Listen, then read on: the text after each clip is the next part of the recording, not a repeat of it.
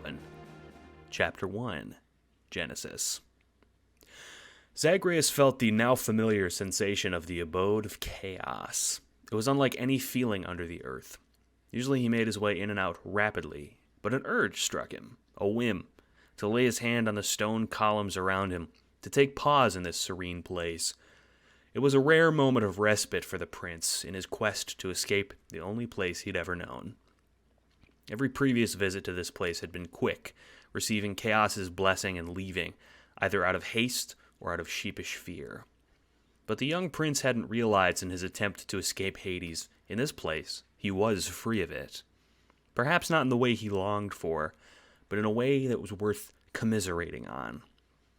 "Zagreus," came a voice. It was, of course, Chaos, this world's only denizen.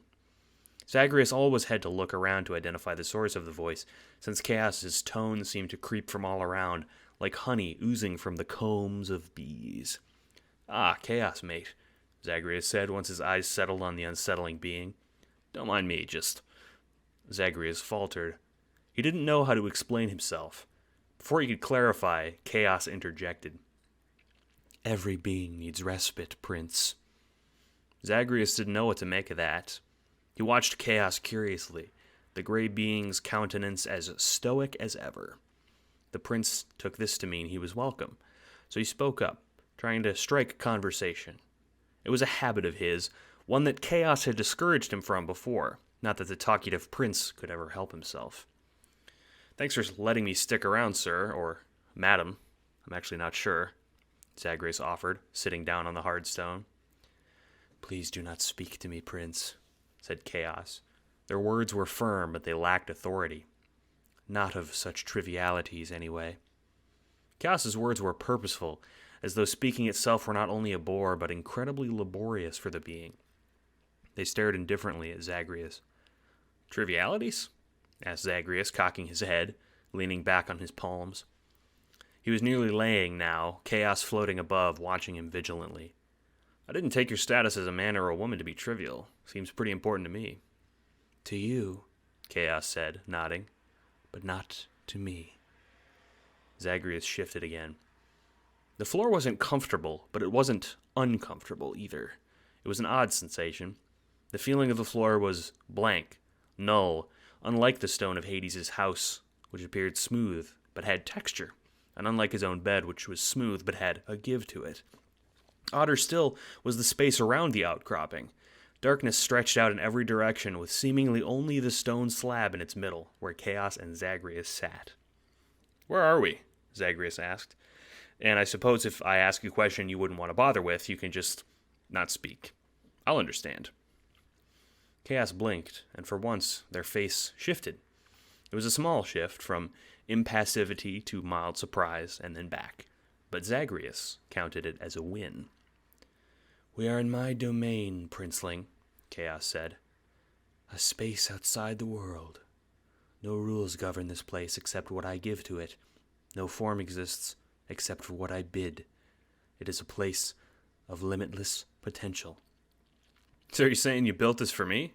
Zagreus asked, his lips turning up into a grin. "Indeed," Chaos nodded, floating to one of the pillars, running a hand over it. "I drew you to this place and brought form to it to make you feel more at ease. Though I find your reaction strange. Do you think of this place as a gift?" Chaos withdrew their hand, watching as the pillar extended slowly skyward, stretching out, seemingly, at Chaos's whim. "I too am such a thing. This being before you is not my true form, but a symbol, one made to help you understand my realm." "That must be why your voice sounds like it's coming from everywhere," Zagreus nodded, rubbing his chin. All the while he watched Chaos just as they watched him. "Perhaps," Chaos said, blinking at Zagreus. "But the mechanics of my realm do not interest me. You are a more fascinating creature, Zagreus, and to me it is less as though I am bringing you here, and more that you are welcoming me into you."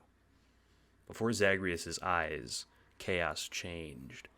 They grew legs, and instead of the gelatinous ooze of flesh, Chaos lowered themselves onto the floor and sat, mirroring Zagreus, laying back on their own palms.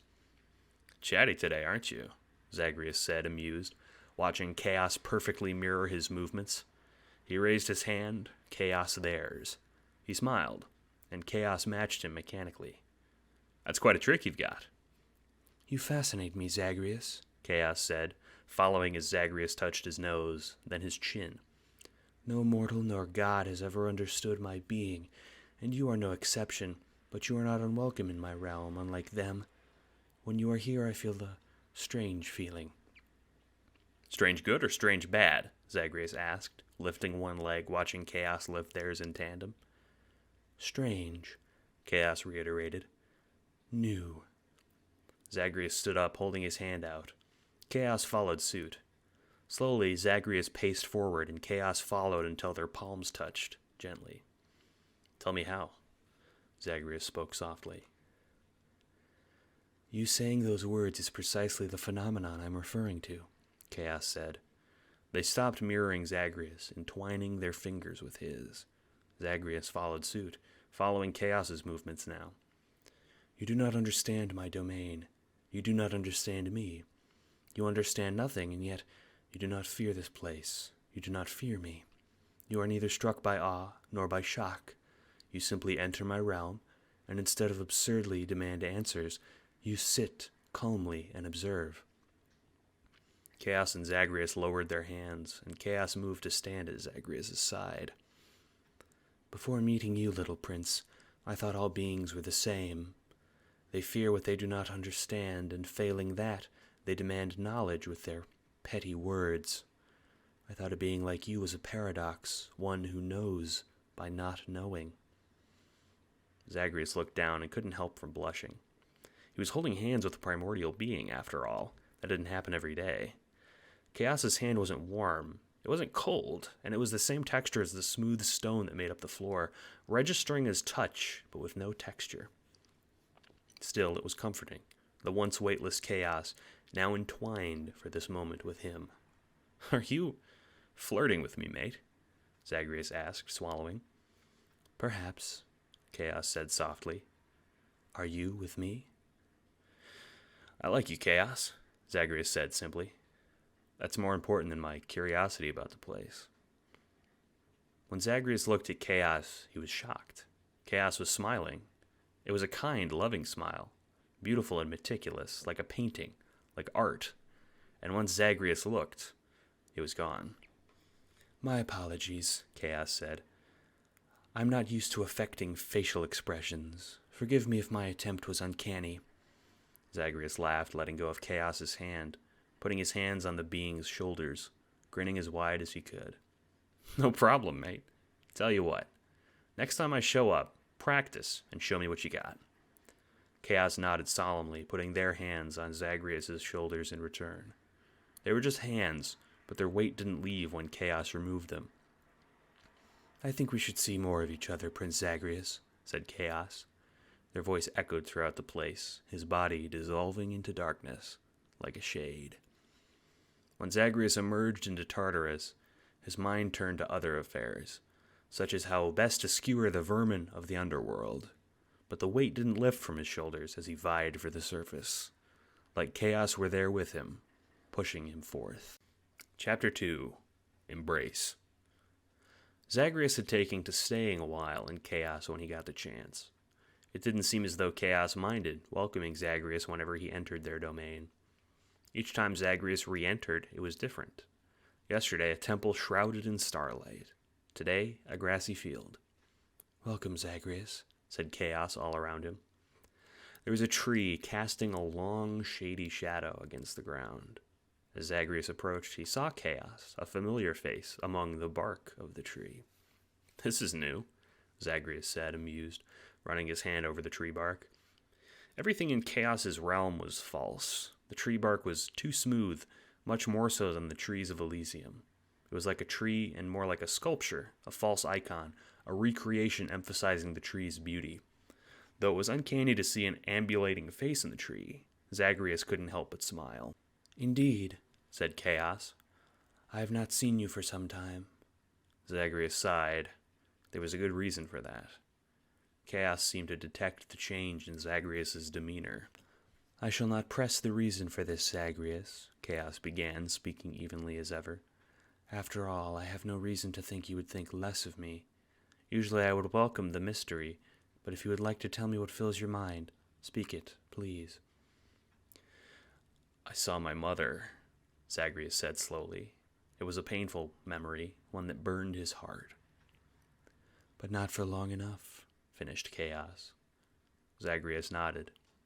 Truth be told, he hadn't told anyone else about his encounter yet. He didn't know how to, but with Chaos, the words came easily. The face in the tree blinked, making a face that looked as though it just swallowed boiled lava. What's that look for, mate? Zagreus said, unable to stifle a laugh. Oh, said Chaos, reverting their face back to its usual taciturn appearance. My apologies. I'm trying to affect sympathy. I've never needed to construct the expression before. The surreal gesture might have been lost on someone else, but Zagreus understood. Chaos was being sympathetic. You don't have a mother, do you? Asked the godling, leaning against Chaos's base, watching the leaves above him shift. No, was the simple response. I have no parents. I have no progenitor at all, unlike most of creation. I have existed forever. Whether I will continue to exist forever remains to be seen, but I am the progenitor.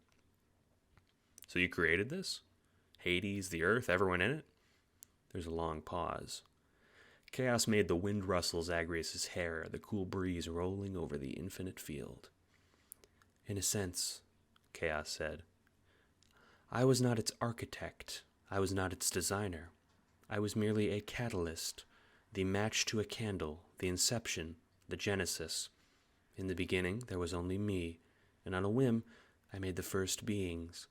Gaia, Tartarus, Titans and gods followed suit, then mortals, then all the things under and above. It was not my will that made them, but I did make their will. I can therefore take no credit for their works, nor the things they became. That's rather special, Zagreus said quietly. An odd choice of words, perhaps, but it was the one that came to mind. He felt himself smiling. You don't give yourself enough credit, friend. Another breeze rustled the leaves. Friend? Chaos said. They weren't trying to affect anything this time. In their voice, Zagreus heard hesitation, trepidation, awe. Of course, Zagreus replied. He was sure of it. He'd gotten to know Chaos only a little, but he wanted to know so much more. He wanted to understand them, and every time he came back to visit, they provided not only answers, but companionship. I hope you do not take my hesitation to mean I don't reciprocate, Chaos said slowly, for once choosing their words carefully. I've just never been approached before in this way. Really? Zagreus said, standing up, turning to face Chaos's woody visage. No. The eye contact Chaos made was intense.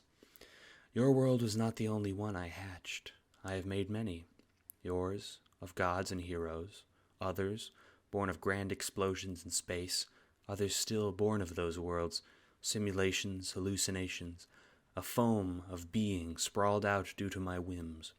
But they have always extended past me. Extended away in every direction as soon as they exist.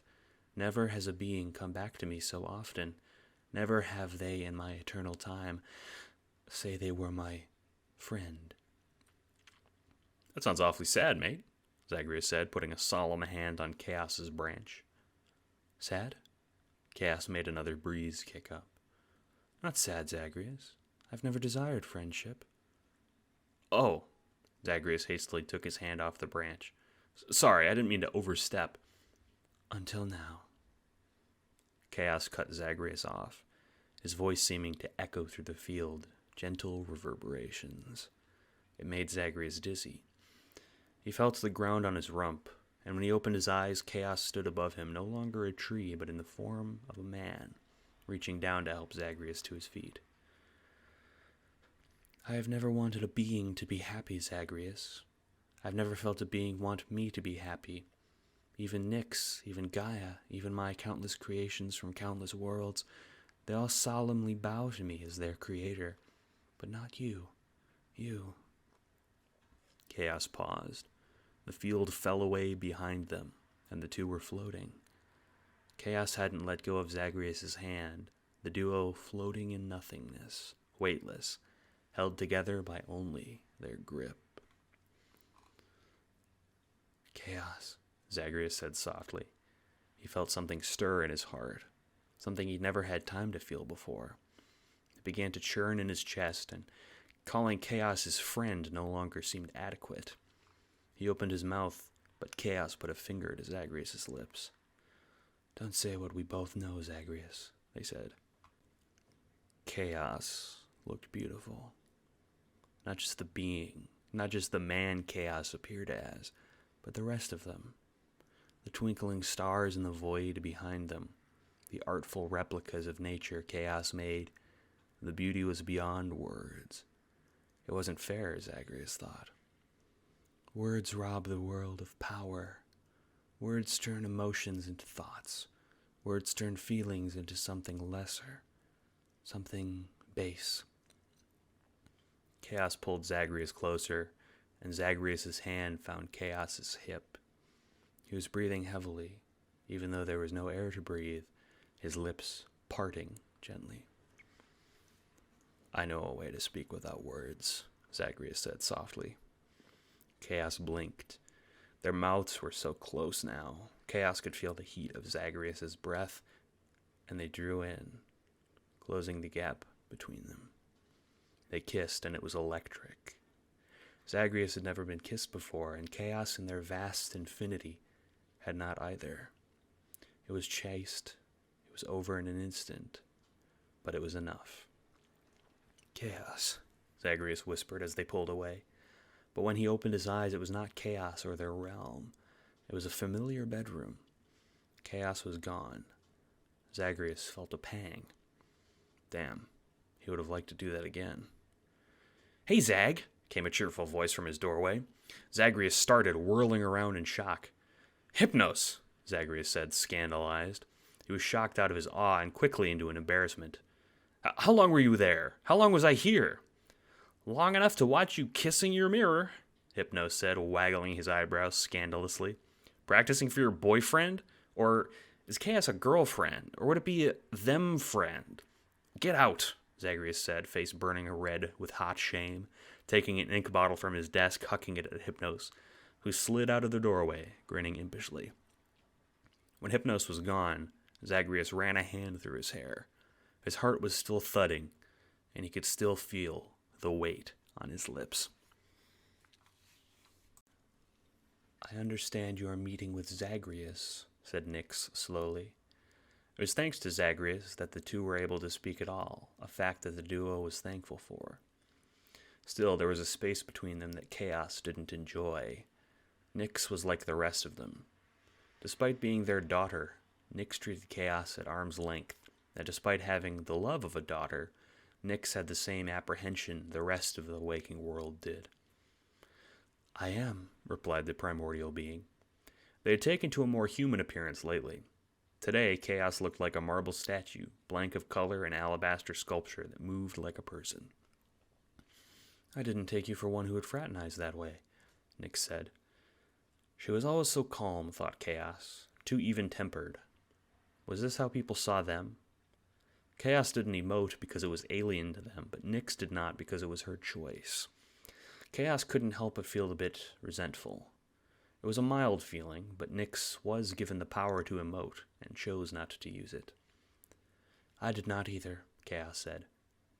Do you think it wise? The question struck Chaos as odd. For practice, they cocked their head to the side curiously. The gesture seemed to work, but because without otherwise prompting, Nyx elaborated. Zagreus can make his own choices, as can you, but feelings are fickle.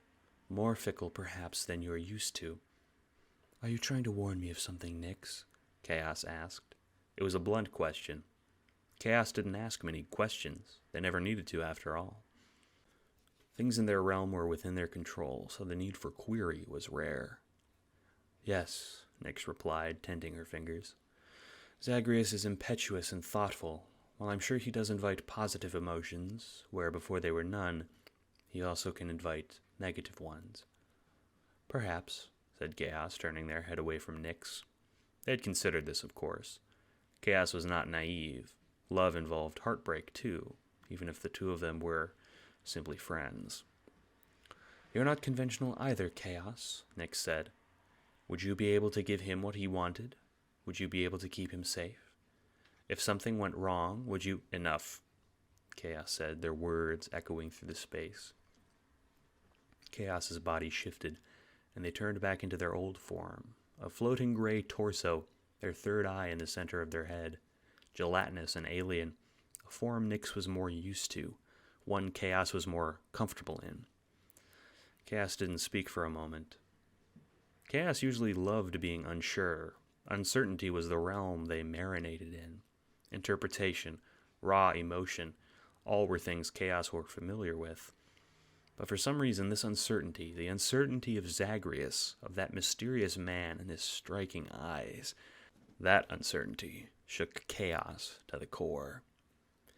"It's best to remain here, Chaos, alone. You possess a great privilege," said Nyx, bowing humbly. Chaos hated when Nyx bowed to them, but her words were no less stinging in their truth. "You're separate, isolated, allowed to create form on high, to exist in whatever way you please. Zagreus would intrude on that space. He would demand things of you that you could not return. He deserves a being from his own world, and you deserve your noble solitude." Nyx knelt on one knee. When Chaos remained silent, she looked up at him, extending her hand. In it was a cosmic egg, the very one Chaos had given to Zagreus, the one that allowed him to enter their domain unscathed. "Take this back," she said. Chaos extended their hand, considering the token. "You are right, Nyx," said Chaos. They spoke with a weight, as though reluctant to admit. "Lasting love is not fostered by me. My being does not allow for it. I was not born in the world he is from, and the allure of new experience drove me beyond my perception, beyond my own judgment." Nyx rose to her feet, standing over the exit that Chaos had provided at their meeting's beginning. "Zagreus must never return," Chaos said, shattering their own egg in their clenched fist. When Nyx was gone, Chaos was left alone once more. Their words hung in their mind. Chaos had lived a long time and seen many things and created more still, but never before questioned their own judgment. Never before made so uneasy by uncertainty, because even in their resolute decision, they weren't sure if it was the right one. Chaos's domain was comfortable, serene. Whenever anyone had entered it before, even beloved Nyx, they felt as though something was amiss, until Zagreus. Before Nyx had interjected, Chaos had blindly followed their own feelings, but a new emotion now gripped Chaos, an emotion that's so often associated with mortals, with beings, and it terrified them that they now understood. Why beings feared what they did not know, because it might hurt them. Chapter 4. Remniscience. The pain in being apart from Chaos was more than Zagreus had expected. Days had passed, or so he assumed, for it was difficult to tell in the dim of Hades the passing of time, since he had seen Chaos, and his heart ached for it. They had shared one singular kiss, and he was behaving like Cerberus when he hadn't been fed yet. Still, Zagreus couldn't help it. It wasn't like he could enter Chaos without Chaos's help. He had no means to do so. Furthermore, his egg, his trinket, his one worldly gift from Chaos had gone missing. He suspected foul play, of course, but from who, he couldn't imagine. After a particularly grueling slog surfaceward, Zagreus relented and approached Nyx, still shaking the blood from his hair. "Nyx," he said, hailing her attention. She turned, serene and quiet. Zagreus used to think she and Chaos were so alike, so stoic and impassive. But now that Zagreus had spent so much time with the both of them, he understood the difference. Nyx's taciturn expression was practiced, whereas it was quite the opposite for Chaos, their face straining to make the simplest ones. Nyx was stony by choice, Chaos by necessity. "Zagreus," Nyx said, the austere fondness filling her voice as she laid eyes on the boy. "Welcome back. Were you able to see her mother?" No, I'm afraid, but oddly enough, it's not her I'm missing, Zagreus responded, scratching the back of his neck. He wasn't sure how to ask the question on the tip of his tongue. After all, Nyx might not be his mother by birth, but she had done the most of his mothering when he experienced growing up in the house. Persephone was his birth mother, but Zagreus felt as though he was lucky enough to have two. Perhaps that made up for his lackluster father. I see, was all Nyx responded. She blinked down at him, waiting for him to continue.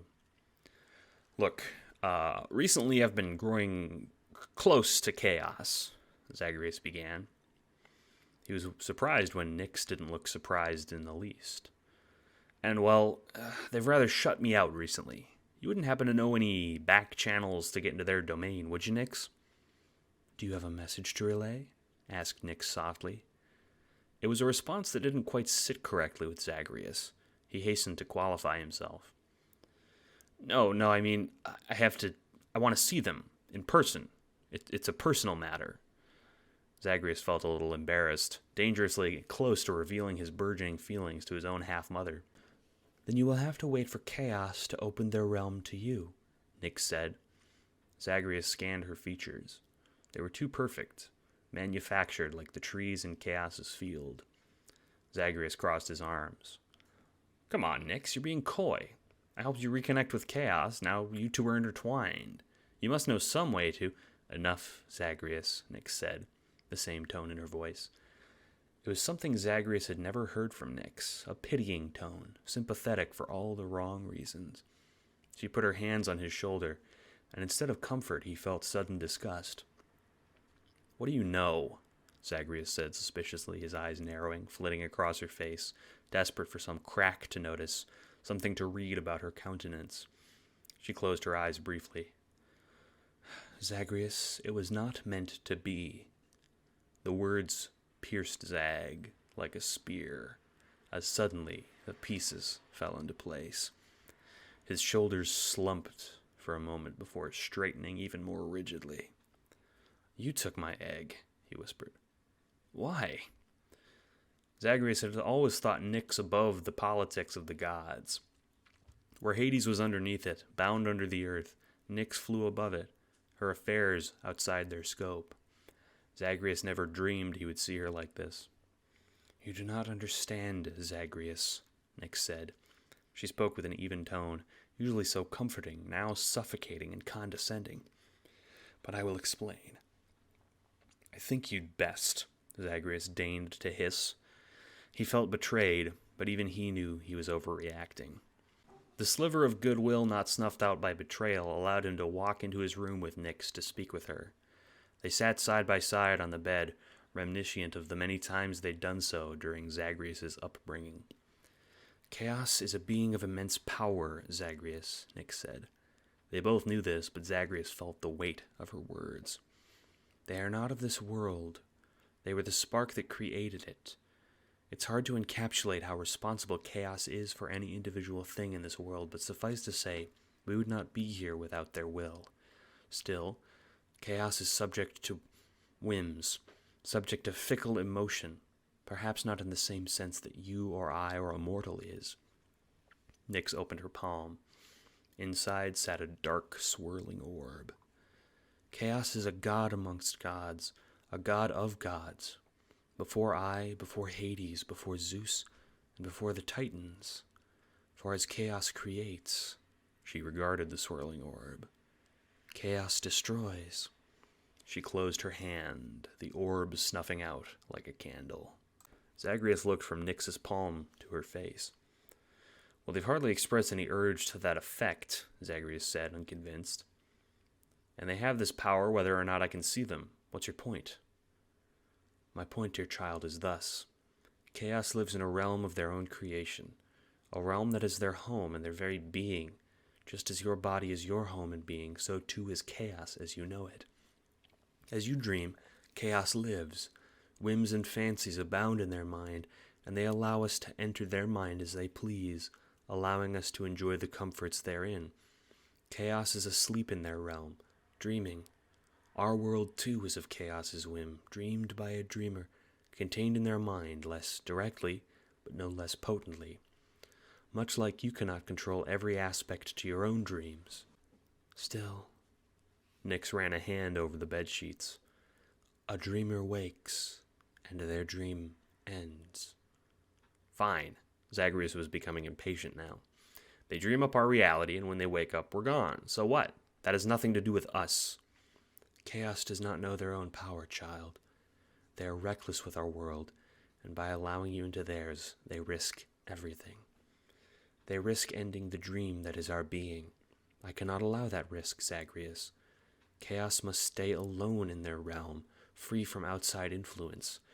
For if their dream becomes a nightmare, the dreamer would surely wake. Can you guarantee that you would never break their heart, Zagreus? That they would not yours? That entwining yourself with chaos is not without risk? Zagreus didn't know what to say. In a way, he felt foolish. He could still feel the shade of the kiss chaos had given him, and he didn't know whether anything could measure up what he had felt. In Zagreus, two things were certain. One, Nyx, his own mother by toil, was not lying. She would not deceive him, certainly not in a matter like this. Two, any doubts about his love for chaos were quelled the instant it was clear that he could never see chaos again. Zagreus? Nyx asked, her voice soft and imploring. She put a gentle hand around his shoulder. Without thinking, he leaned slightly into her, sighing. You're right, Mother. These forces you speak of are beyond my reckoning, Zagreus finally said. I just wish I'd known before I became entwined. Nyx, in a rare moment of expression, allowed herself to smile. Zagreus was not a fool, not ruled by his emotions like his lord father. Nyx nodded, proud of Zagreus, proud of her son for this understanding. You are very wise for such a young being, Nyx said at last. I wish that it could have been different. Chaos cannot be blamed either, for to themselves they are a mystery too. How do you know all this, Nyx? Zagreus asked. It was not a question of doubt, but a question of curiosity. Zagreus figured she owed him that much. I used to be like you, Zagreus. I loved chaos in a very different way. They were my parent, and I loved them, revered them, as one does, whether conceived by birth or by miracle. But I witnessed them awaken. Before Earth, before Tartarus, I witnessed them hurt, and it was my fault. In a blink, all I loved was gone. Zagreus' eyebrows rose. You saw them wake up? How? Nyx had already spoken so much it was difficult for her to go on. She raised a hand to her temple. Zagreus sometimes forgot how delicate Nyx could be. She stood solemnly from his bed, bowing graciously. Since you became entwined with them, I owe you an explanation. But for now, Zagreus, I must retire. There is much to do below the world. I promise I will tell you tomorrow. Zagreus nodded. This felt appropriate. It felt strange hearing about chaos from Nyx instead of from chaos. It was Nyx herself who had said it was the prerogative of chaos to divulge information about them. But things had changed since then. Nyx didn't appear to like it anymore, and she clearly felt some personal pain at recalling the destruction of her own world at Chaos's hand. Zagreus remembered what Chaos had told him. You do not understand my domain. You do not understand me. You understand nothing. And yet you do not fear this place. You do not fear me. You are neither struck by awe nor by shock.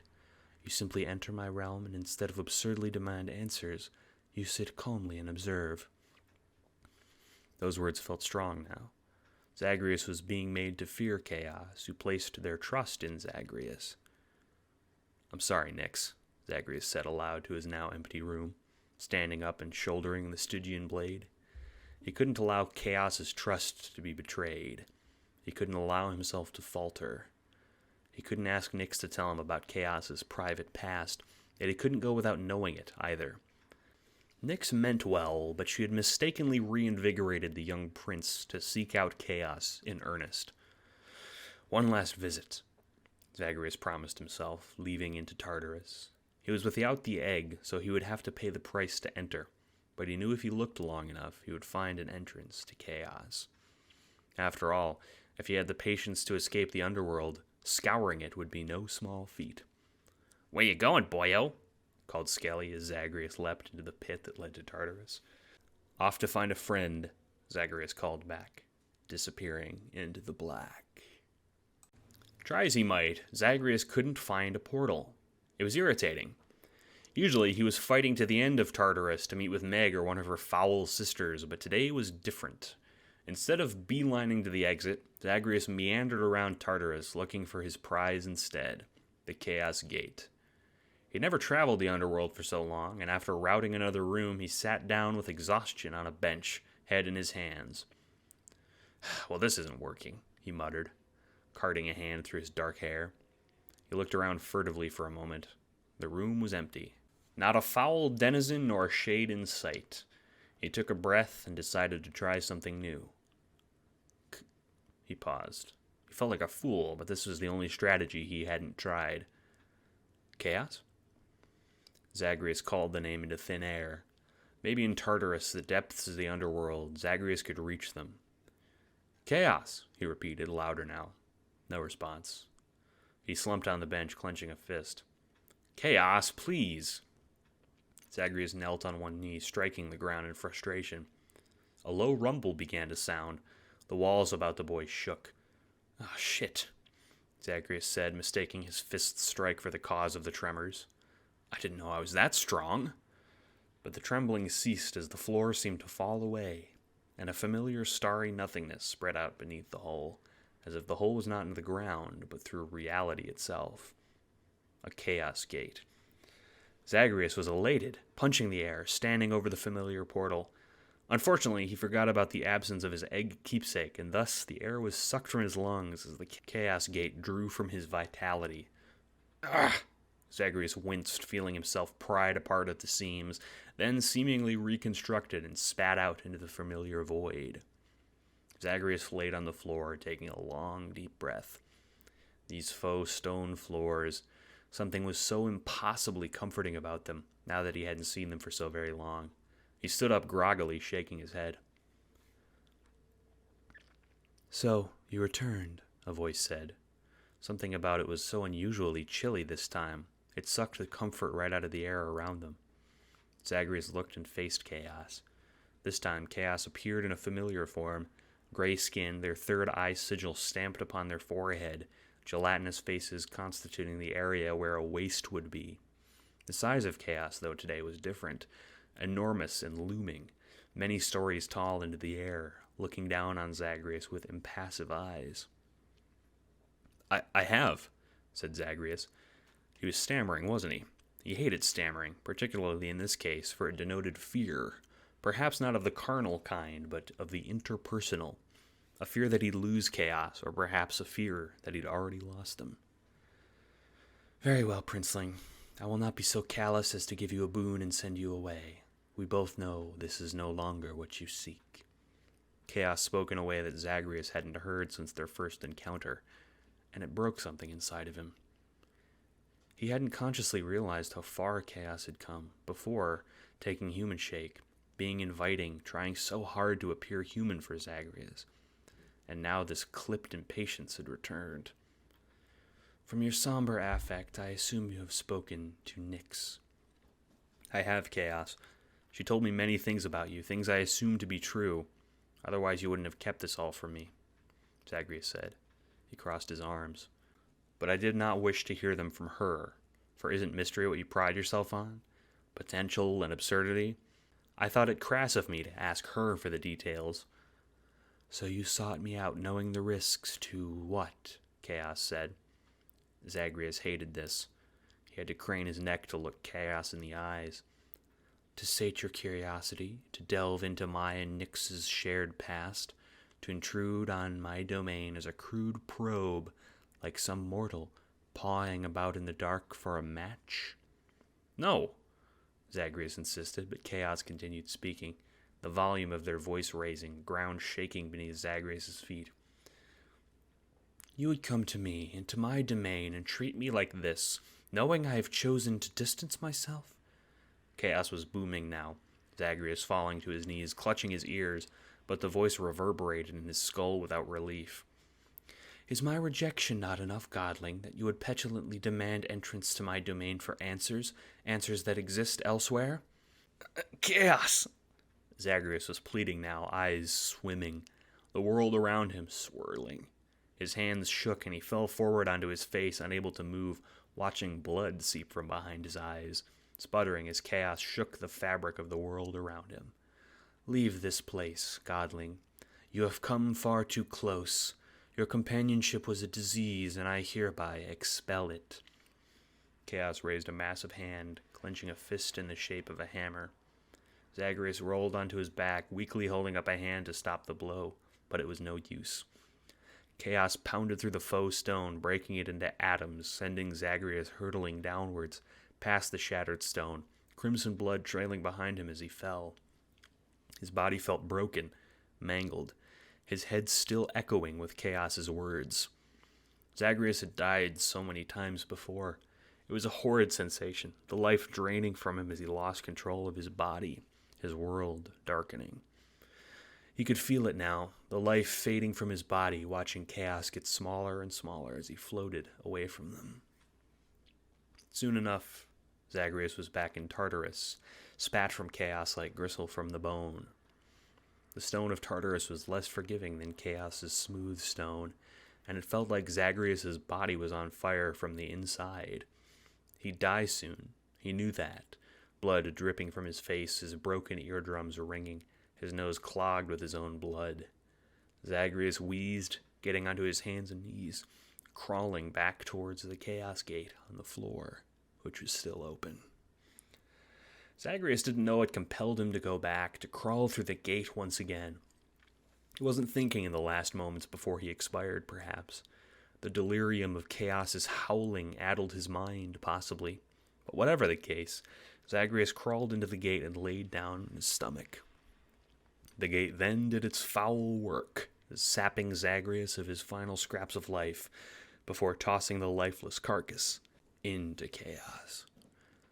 The final thought that struck Zagreus as he felt his body torn apart atom by the Chaos Gate was peaceful.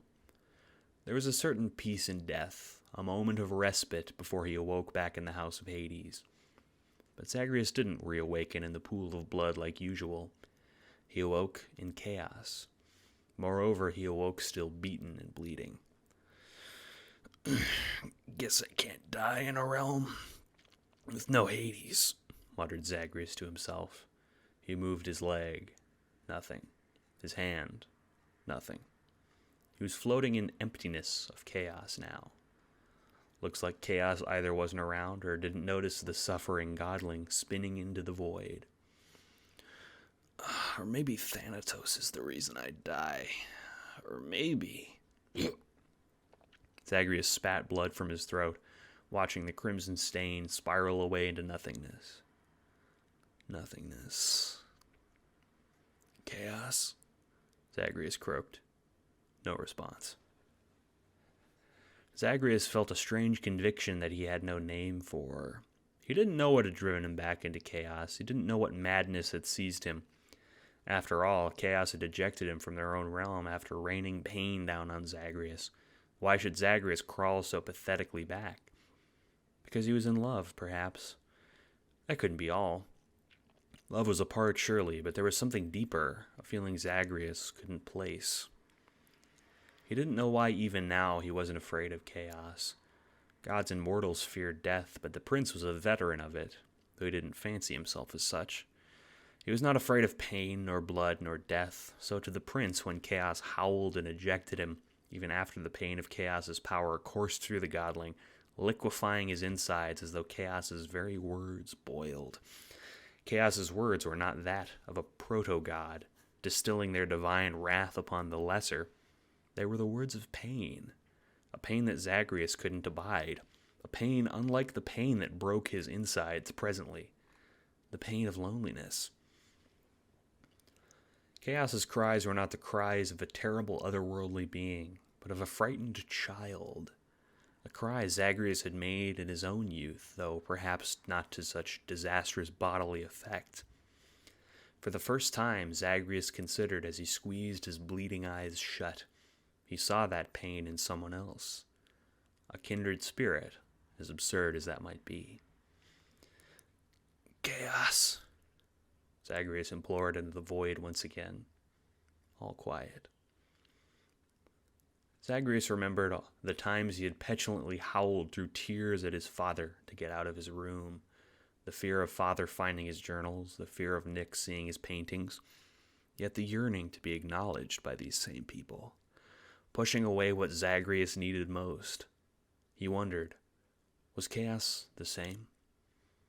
And so Zagreus floated in a realm with no death, no sleep, his breaking body limp like a rag doll.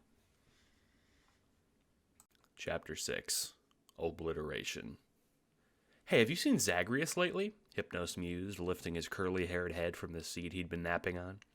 "Usually it only takes the guy an hour or two to get killed, but he's been past the house for Hypnos paused. "Since I've been asleep." "I have not, no," Nyx said, concern worrying her features. "Perhaps he made it to the surface again." "Pah!" came a voice from across the room. Hades sat at his desk, chin resting in his hand. "The boy hasn't so much as left Tartarus. If he had, Alecto and Megara would have reported back to me by now. Perhaps he's losing his edge, cowering in some foul corner of the underworld. I predict he'll be back by tonight.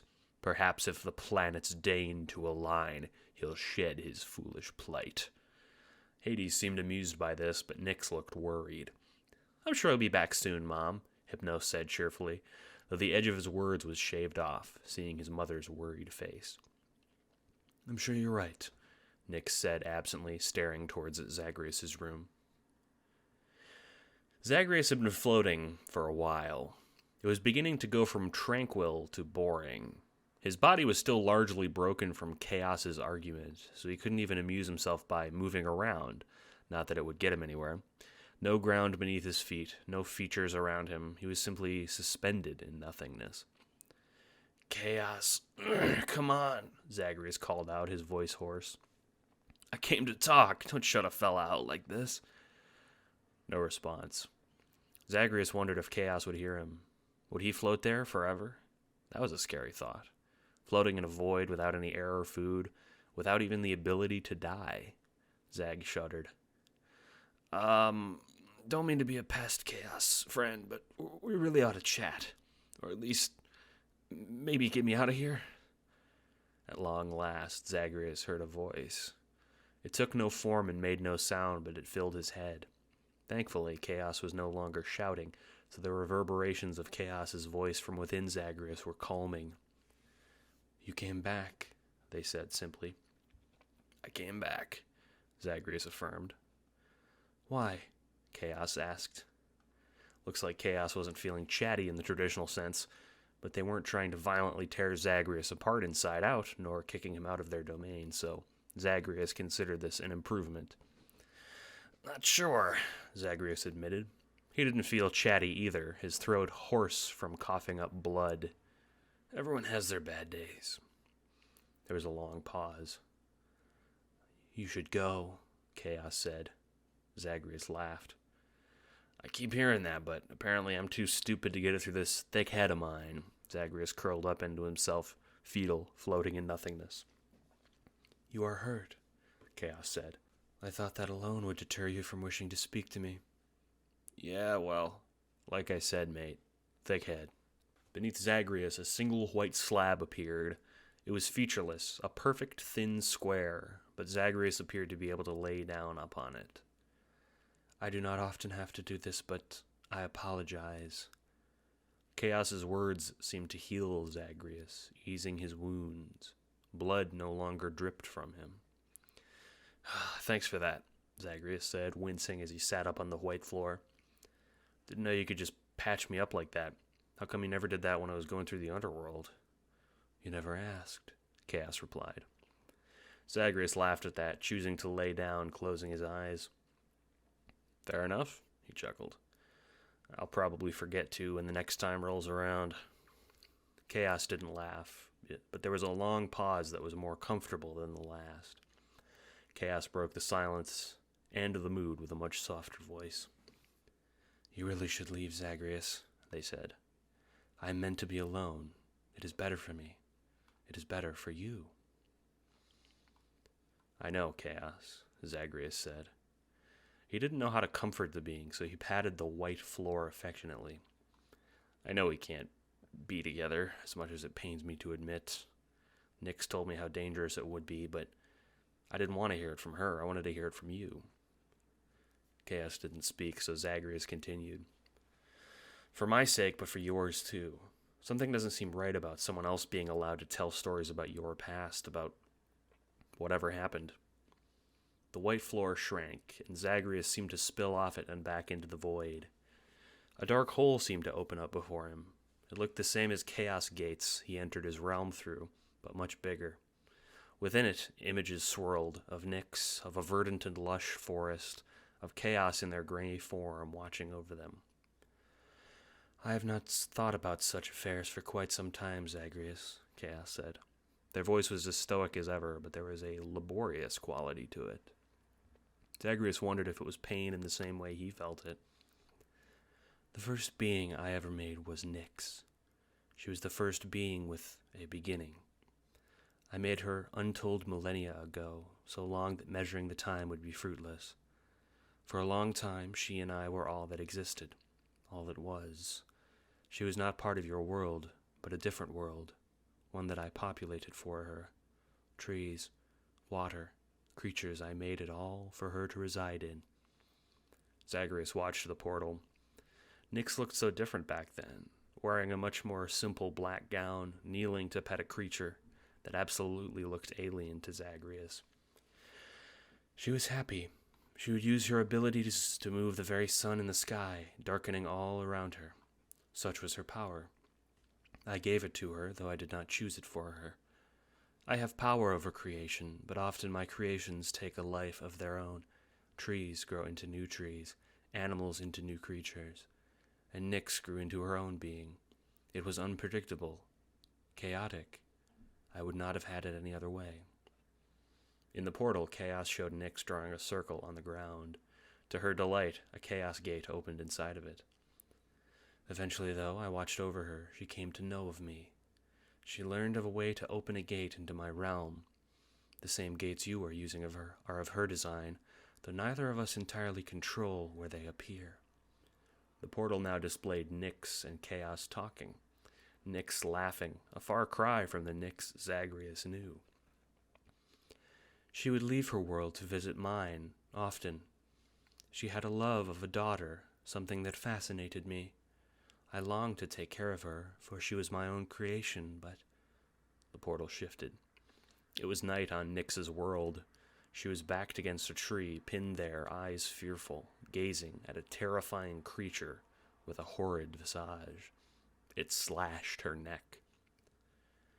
"She came to me one day in tears. I did not like seeing her cry. Something in the world I made for her had grown to attack her, a fearful animal." Nyx was shown sobbing, clinging to Chaos like a child to its parent. Chaos inside the portal raised their hand and snapped their fingers. "I destroyed her world for hurting her." The portal before Zagreus disappeared, leaving him floating in nothingness again. "When I told her what I'd done, she was horrified. I was confused. Her world had hurt her. I destroyed the pain. I didn't yet understand. She was distraught. She cursed me. She begged me to undo what I'd done. She pleaded with me to put her back where she belonged, but it could never be." Chaos's voice was strained now, soft, as though it was coming from underwater. Was this pain for Chaos? Sadness? Zagreus didn't know, but there was a sympathy he understood in himself. "I made her so many worlds. I made her forests, deserts. I made her space, planets, stars, things of which you could never dream, but one cannot remake what is lost. She finally settled in your world, Earth. Eventually, the Titans ruled, then the gods, and now she resides in Tartarus, her own domain. She did not visit me for so long. I later learned that she was not able, and I thank you for reuniting us, but... Chaos was silent. Zagreus spoke this time. She doesn't love you like she used to. I've seen it. She talks like you're a god to her, nothing like what was before. There was a long moment before Chaos's voice rang out. Yes. Zagreus was quiet. Chaos, too. For a while, Zagreus floated in the void, pondering over what he'd seen, losing everything, his whole world. He could imagine that. Even though he was trying to escape the underworld, he would be distraught if the place ceased to be. Zagreus, you see now. You understand this segment of my past, my one truest failing. I can never be your equal. I must remain on high, away from you and away from your affairs. I am not of your world, and destruction is trivial to me. As you breathe and walk, I create and destroy.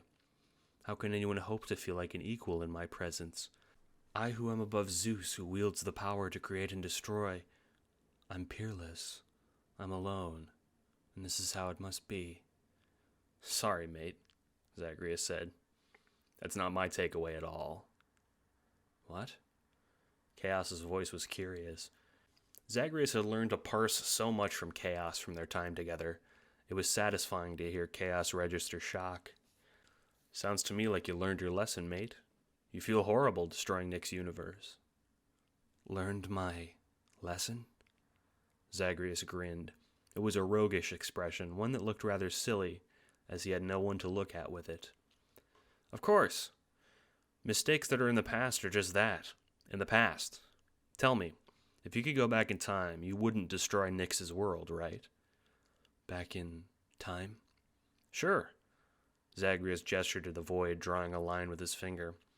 Like if you could somehow fix what you did.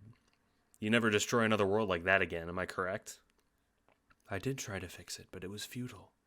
No, mate, look, Zagreus said, cutting off the primordial being. If you make a mistake, then we beings learn from those mistakes. You're not so different as you might think. You wouldn't just try to destroy Earth because something bad happened to me out there, would you? Zagreus, the fact that I've learned something does not affect that it has been done. I'm not sure what you mean by this. Look, just because you did something wrong in the past doesn't mean you'll do it in the future, Chaos, Zagreus said. I know it's not easy, but if you don't forgive yourself, you'll never be able to have anything like you had before.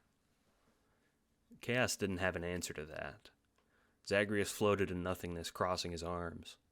He could feel it, though he couldn't see Chaos. He could sense that Chaos was mulling his words over, considering something they'd never considered. Forgive myself. Chaos repeated the words like they were a new, strange animal. I would like to ruminate on this. I'm not sure what to make of this. I need to be alone. Fine, but Chaos, promise me something. Can you do that? Zagreus seemed pleased with himself, elated even. State your proposed promise, Zagreus, Chaos replied. Let me visit again. Chaos paused, and Zagreus amusedly imagined them grumbling begrudgingly. Very well, Chaos finally stated. And with those words, Zagreus was back on the floor of Tartarus. Ugh, gods, did I really bleed that much? Zagreus looked on the floor at all the blood he'd shed in his earlier escapade, wincing. So it seems, emanated a familiar voice. Zagreus turned, eyes widening. Nyx emerged from the shadows behind him. Looks like he had some explaining to do. Chapter 7. Heartbreak. Zagreus had a way with people. He didn't see it for himself, for Zagreus was not taught these virtues, but he had a way with the many denizens of the underworld that defied understanding.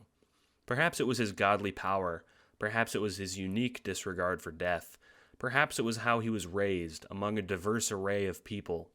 No matter the case, Zagreus understood people, often with a single glance. He intuited their mood, their hopes, their dreams, and beyond divulging them, he understood them. When he first came across Patroclus, he saw a man in great pain at great loss. When he first came upon Eurydice and Asphodel, he heard the pain beneath her song. And when he saw Nyx standing over him after emerging from the realm of chaos, he saw a woman, betrayed and horrified.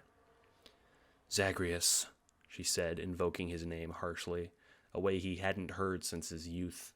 He winced. This was far more serious than the childhood follies, of course, and Nyx wasn't intent to simply scold him, but wrench him to his feet by the shoulder. "Explain yourself." "Mother, Zagreus caught himself. He hadn't called Nyx mother in a long time. "Nyx," he corrected, more solemnly. "I just wanted to visit Chaos, nothing more. I wanted to hear their side of the story." Nyx held onto Zagreus' shoulder, eyeing him slowly. Her face was unreadable, as ever, but Nyx never quite understood that her body betrayed her emotions more than her face, no matter how practiced her stoicism was. "Fine," she said at last. She sat on the bench and watched Zagreus expectantly. "Then it's time I tell you mine." Zagreus sat hesitantly, nodding. It felt so strange talking to his mother for the first time like adults. He had been one for a while, of course, but when he looked upon Nyx, he saw only the woman who had raised him. But now he saw a more complete picture, a woman who had emotions and a past. He felt lucky, briefly, to have Nyx when his birth mother, Persephone, was gone. "What did Chaos impart to you, child?" Nyx asked patiently. "Well, they told me of..." Zagreus hesitated.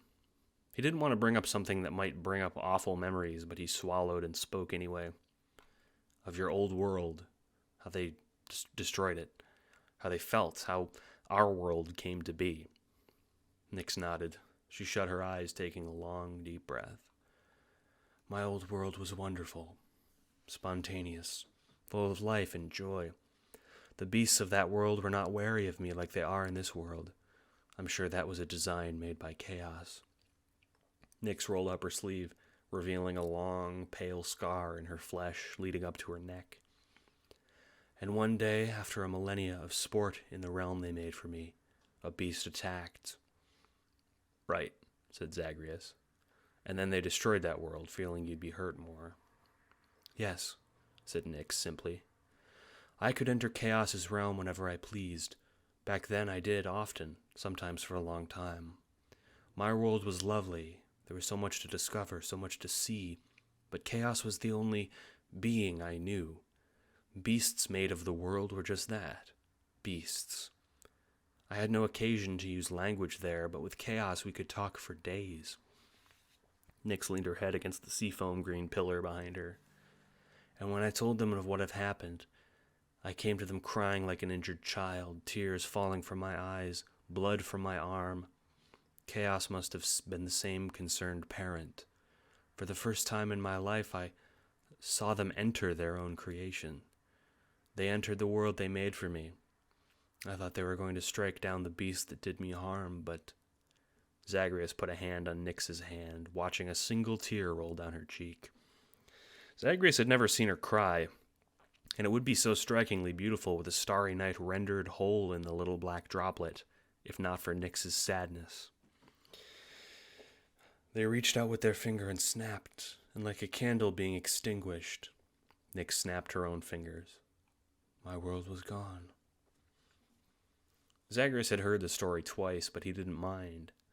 For Chaos and Nyx's retelling was so starkly different. Chaos's of repentance and Nyx's of tragedy. "I watched their face when it happened. It was calm, peaceful, placid. The world that had been mine for time immemorial had been erased with an ease that shook me to my core.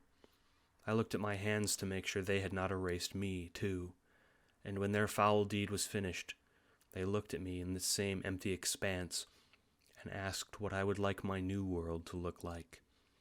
Destroying all that life, all that universe, the planet, the stars, and all that lay beyond, it was nothing to them." Zagreus thought the story was over, but Nyx had more to say. "Then they began to make world after world, and that shook me even more. Worlds that were more, worlds that were less. Snowy expanses, deserts, Trees wrought of metal, things I couldn't dream of, were just whims to them. And when I finally settled in one on Earth, where I could stand beneath, I saw people, beings, speaking and trading, existing, mortals, titans, gods. I was mortified. I'd always felt so special to Chaos, like I was their masterwork, their favorite. Special. When I found out I was not, I dug my way beneath Earth, and there I stayed. Nyx gesticulated at the area surrounding them. I made too. I tried to create like Chaos had, but I, unlike them, could only make the formless. Until your father came and helped me, of course. Even still, I could not make beings. It was years before I visited Chaos again. I demanded to know their game. They themselves didn't know what I meant, for Chaos cannot give control to their creations for long. I demanded to know how to create, and they didn't know either, but they did give me another gift, another being. Zagreus nodded. He had a guess as to who Nyx meant. You mean Uncle Erebus, he said. I do. Erebus was like me, a being born of chaos in the form of a man. I thought he was beautiful. We went back to Earth and created many beings. Your good friend Thanatos, Hypnos as well. Darkness and night. We were finally able to create. Where has that fellow gone off to anyway? Zagreus asked. He'd seldom seen Erebus in Hades, only glimpsing it with Nyx once or twice in his youth. Nyx laughed. Erebus does not tread the underworld since your father came. Your father brought with him fire and stone to light the caverns beneath. Even in the realm of Erebus, from which Erebus took his name, has been lit up and used. I fought Charon there, shuddered Zagreus, remembering his last fight with the mute boatman. In either case, one day I looked around at this world, at all the creatures and beings in it, Hades, Erebus, my children, Hypnos, Thanatos, the Fates, the Furies. I saw them all and couldn't forget what chaos had done. I couldn't forget how they erased everything, and I promised myself never to go back. That's why chaos couldn't communicate with you, Zagreus said. Yes. When I learned that, you helped me reunite with them. I thought my fear had abated, and even I found myself enjoying seeing them again, but... Zagreus finished her thought, hanging his head. Then I began to fraternize with them. Yes, Nyx said. She shared sympathy with Zagreus, placing a hand on his cheek. I never imagined they would fall in love. I thought it impossible for them, but it is nonetheless dangerous. I'm sure you understand why you must never visit them again. Zagreus looked at Nyx. He had a choice to make. Never visit chaos for the safety of the entire world, or reach out and risk everything for love. I understand, Zagreus said hesitantly. Nyx smiled, believing this statement to have more weight than Zagreus gave it. She stood from the bench, regal and elegant as ever before. Good, she said, blinking into nothingness. Returning, no doubt, to Hades' house. Zagreus finally left the room in Tartarus. Well, I'm here. Might as well keep fighting my way out. Zagreus still held Stygius, cracking his neck. Looks like chaos patched him just fine. Before he took so much as a step, though, a familiar sound filled his ears. A whooshing, a telltale noise of a god of Olympus sending him a boon. From the heart-shaped sigil, it appeared to be from Aphrodite. Zagreus straightened his laurels, tossing his shoulders back. In the name of Hades, he said. Well, well, well, dear, long time no see, came the alluring voice of Aphrodite. Zagreus, in spite of himself, blushed, grinning like a fool. It's lovely to see you, Aphrodite, he said bashfully. He had long since lost the shame in harmlessly flirting with Aphrodite, coming to understand everyone seemed to do it. To his surprise, though, Aphrodite cut him off. Prince, you must tell me. I can feel it inside you. Is it true? You're in love? Back in the house of Hades, Nyx reappeared. Well, said Hades accusingly. Zagreus is making his way out of Tartarus. He was waylaid by other affairs. Nyx never lied. It was impossible to tell if she couldn't, she didn't, or she just did not need to. In any case, Hades had come to expect her obfuscating language and nodded approvingly, not asking for anything else. Such a willful boy, Hades spat, continuing to write in his ledger. He never does what he's told. Perhaps, Nick said. I think he is more obedient than you give him credit for, Lord Hades. Pah! Hades scoffed, putting down his quill pen. He has always minded you, Nyx, but mark my words. Someday soon you will see the error of your ways. Nyx didn't say anything, but Hades was surprised to see a look of worry cross the goddess of the night's face. You're wrong, Nyx said simply. Hades raised his eyebrows. She seldom spoke to him like this. He went sullenly back to his writing, but his words still filled Nyx with dread. Chapter 8. Storge. Aphrodite's shade was always a welcome sight in Hades. Her shape stood out starkly against the narrow passages and dim light of Tartarus, and Zagreus felt his eyes more at ease every moment he gazed at her. Still, it was a familial love, a platonic gaze that he used, for Aphrodite was still his kin. After all, Aphrodite was the goddess of more love than just romance. Come now, little godling, don't be shy. Tell me, who's captured your affection? Aphrodite teased. Zagreus stammered and sputtered. On top of being embarrassed, he now had to explain his affection for a primordial deity.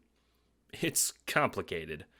Zagreus' words were painfully slow and careful, fueling Aphrodite's curiosity. Oh, it's always complicated, Zagreus. Don't be coy. I'm the goddess of love, after all.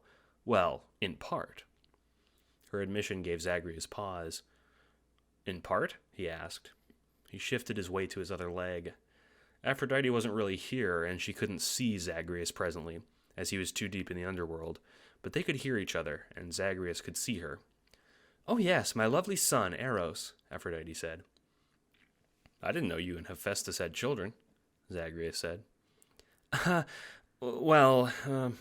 Aphrodite coughed sheepishly. Eros is not Hephaestus' child, you see. Eros' birth was, complicated. Much like that word inspired curiosity in Aphrodite, so too did it make Zagreus curious. He smirked, and though Aphrodite could not see it, she could hear it.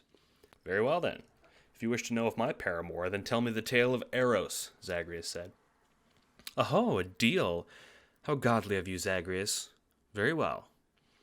Zagreus decided to lay down on the floor of Tartarus. Aphrodite couldn't see him after all, so she wouldn't interpret his gesture of repose as rude. All righty, Aphrodite, Zagreus said. Let's hear it. As if I hadn't heard that one before, Prince, Aphrodite said, though she did sound amused. Very well. As conceptions go, Eros is quite complicated. I do hope my tale doesn't bore you. Complicated conception? Did cousin Athena not spring from Zeus's forehead? Ha! Aphrodite laughed. Too true, but you'll soon see why Eros is a particular case. Oh, I do hope you meet him. You two would no doubt get along. Now then. Aphrodite paused, crossing her arms pensively. Hephaestus is my husband, and I love him thusly. But there are more types of love than with husband and wife. The marriage was not my choice, but the choice of Hera, who is your aunt. I have an aunt? Zagreus cocked his head. You have. You have another, in fact. Demeter is sibling to Zeus and your father as well. Aphrodite continued. Hephaestus and I grew to love each other over time. People call him ugly, but I don't see that at all, you know. But before that I loved another, Ares. For a while our affair was most scandalous, for not only do Hephaestus and Ares get along, but Hera would have been in conniptions if she'd found us out. Aphrodite laughed with the long laugh of bygone ordeals. But Hephaestus knew something was wrong. He had such an even temper. He approached me one day, and I confessed him, you see. I thought he would be heartbroken, but to my shock he bid me good tidings and blessed our affair. I still feel guilty for it, for he is still loyal to me alone. Hephaestus seems like quite the gentleman. Indeed, Zagreus, I'm divinely lucky to have him. For Ares, well, while our tryst is passionate, he would never deign to marry me, and I have no wish to marry him. Our affair is not simply physical, of course, but it is, to say the least, fraught." "I've met Hades many times, my lady," Zagreus said, wincing. "An abrasive fellow." "Too true," Aphrodite agreed. "But nonetheless, as Hephaestus blessed our affair, I was soon with child. The child of Ares, of both love and war. Passion. We named him Eros." "This doesn't sound too complicated so far, my lady," Zagreus said. "I was under the impression that's how children were typically made." "Oh, yes, but Ares' child had another parent, a third I wasn't aware of." Aphrodite didn't seem scandalized by this. She struck Zagreus as particularly blasé about her various children and trysts. "You see, Ares worships the being called Chaos. Have you heard of them?" Zagreus' eyes widened. He was suddenly very stiff and grateful that Aphrodite couldn't see him. "I have, heard whispers about them, my lady," he said, trying to affect a casual tone. "Well, Ares for so long thought Chaos was a deity of destruction, a means for death, for war, which Ares, as you're aware, loves quite a bit. He planted his seed within me, but another as well, that of Chaos. He kept this from me for quite some time. I'm not sure why. I think it was due to his disappointment." "Ares was disappointed in you?" "Oh, no. I bore the child and we worked together to raise it. Eros, however, took more after me, a fact which baffled Ares to no end. He was disappointed in his son." Zagreus bit his lip. He was a little jealous, truth be told, asking the question that stuck in his mind. "Was Chaos present?" "What do you mean, dear boy?" "For conception. You mentioned their seed." "Oh, goodness, that's a personal question, Zagreus," Aphrodite nonetheless answered, laughing her musical laugh. "No, Ares enhanced himself with Chaos's blessing, nothing more." "Ah," Zagreus was relieved. Good. Little godling, if you fear for me, don't worry," Aphrodite continued. "When Eros was older, it became clear what had happened. Eros was not just our child, but also part of Chaos themselves. An ancient being, a small part of Chaos themselves, seeded in me, combined with Ares and I, to be given life, you see." "So Eros wasn't born, he was just given form by birth?" "Precisely," Aphrodite said. Her promise was true after all. That was a strange circumstance, a being as old and a part of Chaos, born of godly parents simultaneously. Ares was fiercely angry at first. He had envisioned an heir, you see, someone to take the mantle of a god of war. Unfortunately, Eros, it seemed to divert Ares' heated passion into other matters. Now Eros is the god of sex, not to mention one of my noble retinue. A god responsible for creation, not destruction as Ares wished. It seems he misjudged Chaos after all." The story was over, and Zagreus sat in silence. He'd gotten more than he'd bargained for here, learning about his lover's estranged sort of children. He didn't quite know what to say, and it made what came next all the more awkward. "So, princeling, I've told you my dusty tale, now tell me yours. Who is it you love?" "Well," Zagreus sat up, looking at Aphrodite, though she couldn't see him. "Ironically enough, Chaos." Chaos had no concept of time in their realm. It was a void, a place where nothing happened except that which Chaos's will. Still, it was lonely. They already missed Zagreus painfully, in a way unique to a being of unimaginable potential. Still, they were expecting a guest. "Hello, Eros," Chaos said as Eros materialized in Chaos's realm. Eros was a curious being, a part of Chaos that had found its way into Nyx's earth through the womb of a goddess. "Chaos," Eros said, his voice even. "I understand you have need of me soon." Chaos and Eros were deceptively similar. Chaos manifested often with the same light gray skin that covered Eros, and their wavy hair was the same too. Their mannerisms were quite different, though they shared a certain quirk. Eros spoke seductively and with a confidence that Chaos lacked, but it was intoned with the same detached passion that Chaos spoke with. They were mutually aware of each other's shared legacy, but seldom spoke of it, for why would one want to speak to oneself about things they already knew to be true. That assumption is premature, said Chaos. I thought I would need your power, but I am no longer sure that is the case. Really? Eros said, cocking a brow. Very well then, Chaos. I will return to Earth, but pardon the curiosity. Who is it? Chaos blinked. You don't know? Chaos said simply. They were under the assumption that Eros and Chaos shared memories as well as a being. I could hazard a guess, Eros smirked. Do not act so smug, Eros, said Chaos, a stern warning, one which Eros chuckled at. It's just fascinating. You gave me and my power to Ares and Aphrodite because you thought you would not need me. I did not think I would. There has never been a being I desired. Had I known, I would not have given you away, but I do not regret my decision.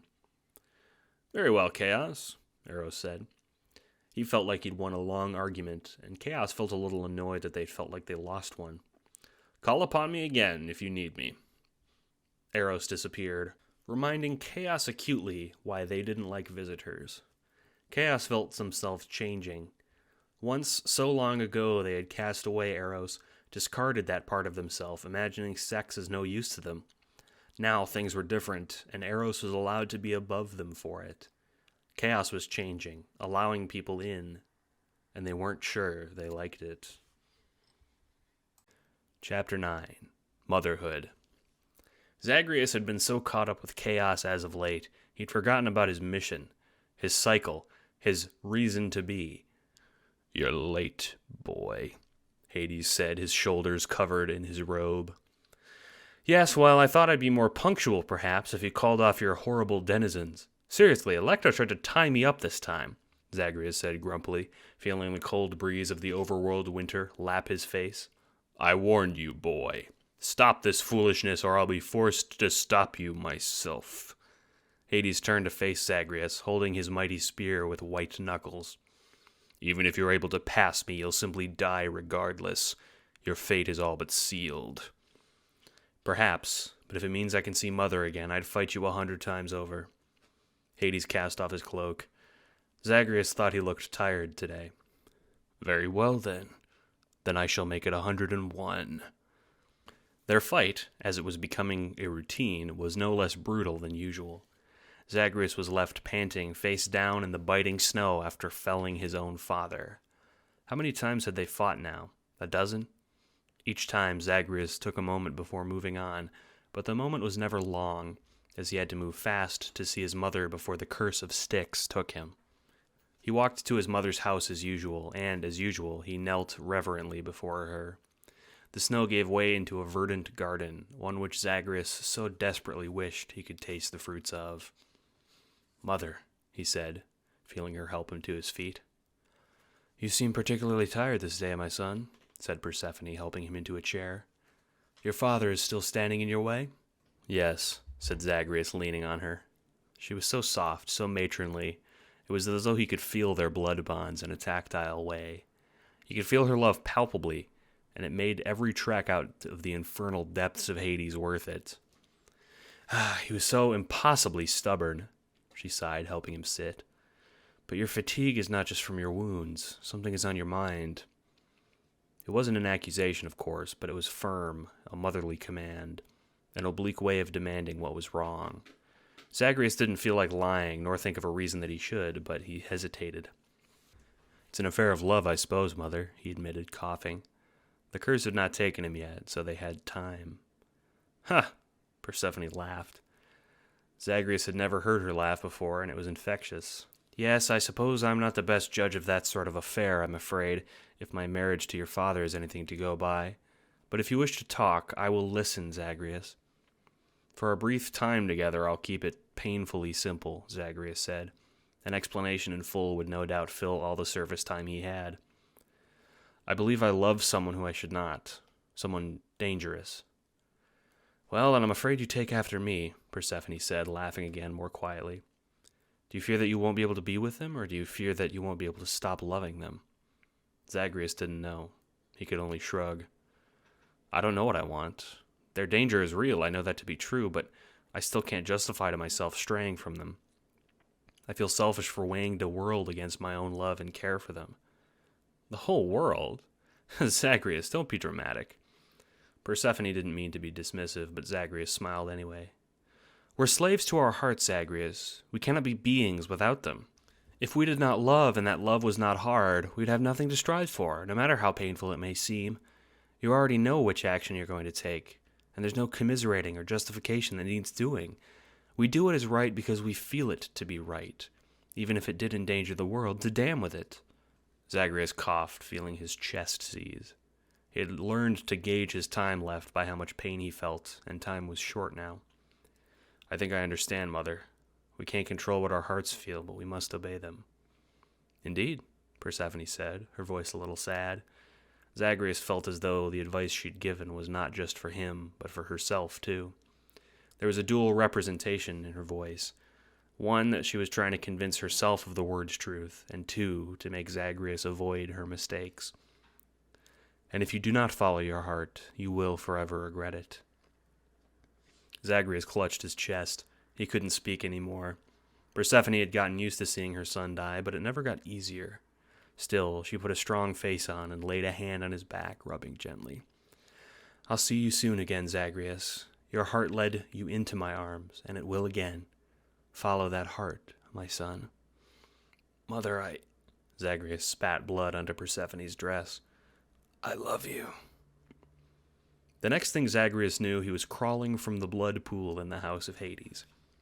Heya, said Hypnos cheerfully as Zagreus passed the familiar halls. Missed us that much, huh? Welcome back. Zagreus wasn't listening. His eyes were aflame, his conviction reunited. Those eyes met Nyx's down the hall. Nyx gazed at her adopted son, so full of pride and excitement, and for the first time in his life, those eyes scared her. For now, instead of an intent on finding his mother, they were on something else. I told you it was fruitless, boy, Hades jeered from his desk. Zagreus, to his surprise, ignored the king of the underworld, marching past and towards his room. Nyx watched him, eyes narrow, lips slid into a thin, terse line. Where are you going, Zagreus? She entered his room after him, standing with tense shoulders over her son. Nyx, said Zagreus in a tone that made Nyx nearly flinch. I know of your past with chaos, but I cannot keep myself from them. I have to tell them how I feel. Zagreus stepped into the courtyard overlooking Tartarus where he kept his weapons. Nyx followed, standing in front of the exit that led into the underworld proper. Zagreus's heart thudded. He didn't want to think it had come to this. Nyx reached into her cloak with both hands, withdrawing 2 black knives. Her face was impassive, but her jaw was clenched. I cannot allow you to risk us for your love, Zagreus, she said. Pain coated every syllable she spoke. If you are seeking chaos, then I cannot allow to abide you leaving here. Zagreus gripped Stygius tightly, and for good measure he took up a shield too, emblazoned with the purple eye. Chaos's shield, used by mortal heroes and gods alike. I do not want to fight you, Mother. Zagreus held his arms tightly. He felt a pit in his chest. Persephone was right. If he didn't follow his heart, he'd forever regret it. But in following that heart, now he had estranged both his parents, who, despite their antagonism, he loved deeply. I should have listened to your father, Nyx said softly. Those words cut through Zagreus worse than any blade. Your impetuousness will lead to ruin. I never thought you would disobey me like this after all I've done in your name. If you leave, chaos will bring ruin to us all. You're wrong about them, Nyx, Zagreus said through gritted teeth. They aren't like they once were. They care. I love them. You do not know what love is, Nyx retorted. The same single tear that Zagreus had seen so soon before rolled down her cheek. Stand down. Seek your mother. Do not do this. The duo stared at each other, daring the other to concede. Not just daring, but hoping, pleading. Neither of them wanted to fight. But as Zagreus took a step forward towards the exit, it was clear they would have to fight for it. Chapter 10. Tumult. Have you seen Zagreus lately, Meg? Asked Hypnos, taking a break from his duties at the house's kitchens. Megara scowled. I'm not sure who alleged that I was Zagreus' keeper, but I'm quite tired of being asked that question. Megara took a long draw from a suspect-looking chalice. Touchy, said Hypnos, raising his hands defensively. I see your point, though. Must get old having to report back to Hades about him. Too much so, grumbled Megara. I do as our lord bids, but I'm not required by my servitude to enjoy it, nor speak well on it. You're pretty well-spoken for a Fury, Hypnos said, allowing himself a seat, despite the fact that both he and Megara knew he was unwelcome. That's not a compliment as you think it is, you impudent little... Megara didn't have time for her insult, because at that moment an impact shook the house. Shades looked up from their work, and Megara's chalice spilled onto the floor. She stood with the diligence of a trained warrior and turned her head to the source of the noise, Zagreus' room. Another impact followed, and the door to the prince's room flung open, and the prince's body hurled through it like a rag doll. In his hand, Stygius, in his other, the shield of chaos. Half of the attending shades dashed for cover, the other half peeked out of that same cover in curiosity. Has a beast from Tartarus gotten out? Hypnos asked hysterically. Meg drew her whip, confused. Zagreus never brought his fight into Hades' house. Something was afoot. Soon after, Zagreus' limp figure emerged, Nyx floating a foot into the air, twirling 2 obsidian daggers in her fingers. Mom? Hypnos demanded, but the words were lost upon Nyx, who, using one hand, raised Zagreus into the air by the neck, and with the other, pierced Zagreus' heart with one of her knives. She then let go of Zagreus, letting him fall back to the ground with a dull thud. A sickening gash in Zagreus' heart formed where the blade was stuck. Every shade, every god, every being in attendance watched Nyx with utter fear. None among them had seen Nyx so much as raise her hand, much less against her beloved Zagreus, which it was no secret she loved like her own kin.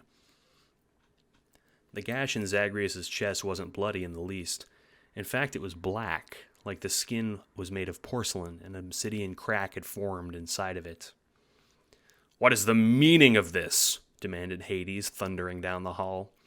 The congregation had seen Hades angry before, so the sight of the hot-headed king was almost welcome. Nyx, what are you doing? Nyx turned to her lord, eyes filled with starry tears. Zagreus was limp on the floor.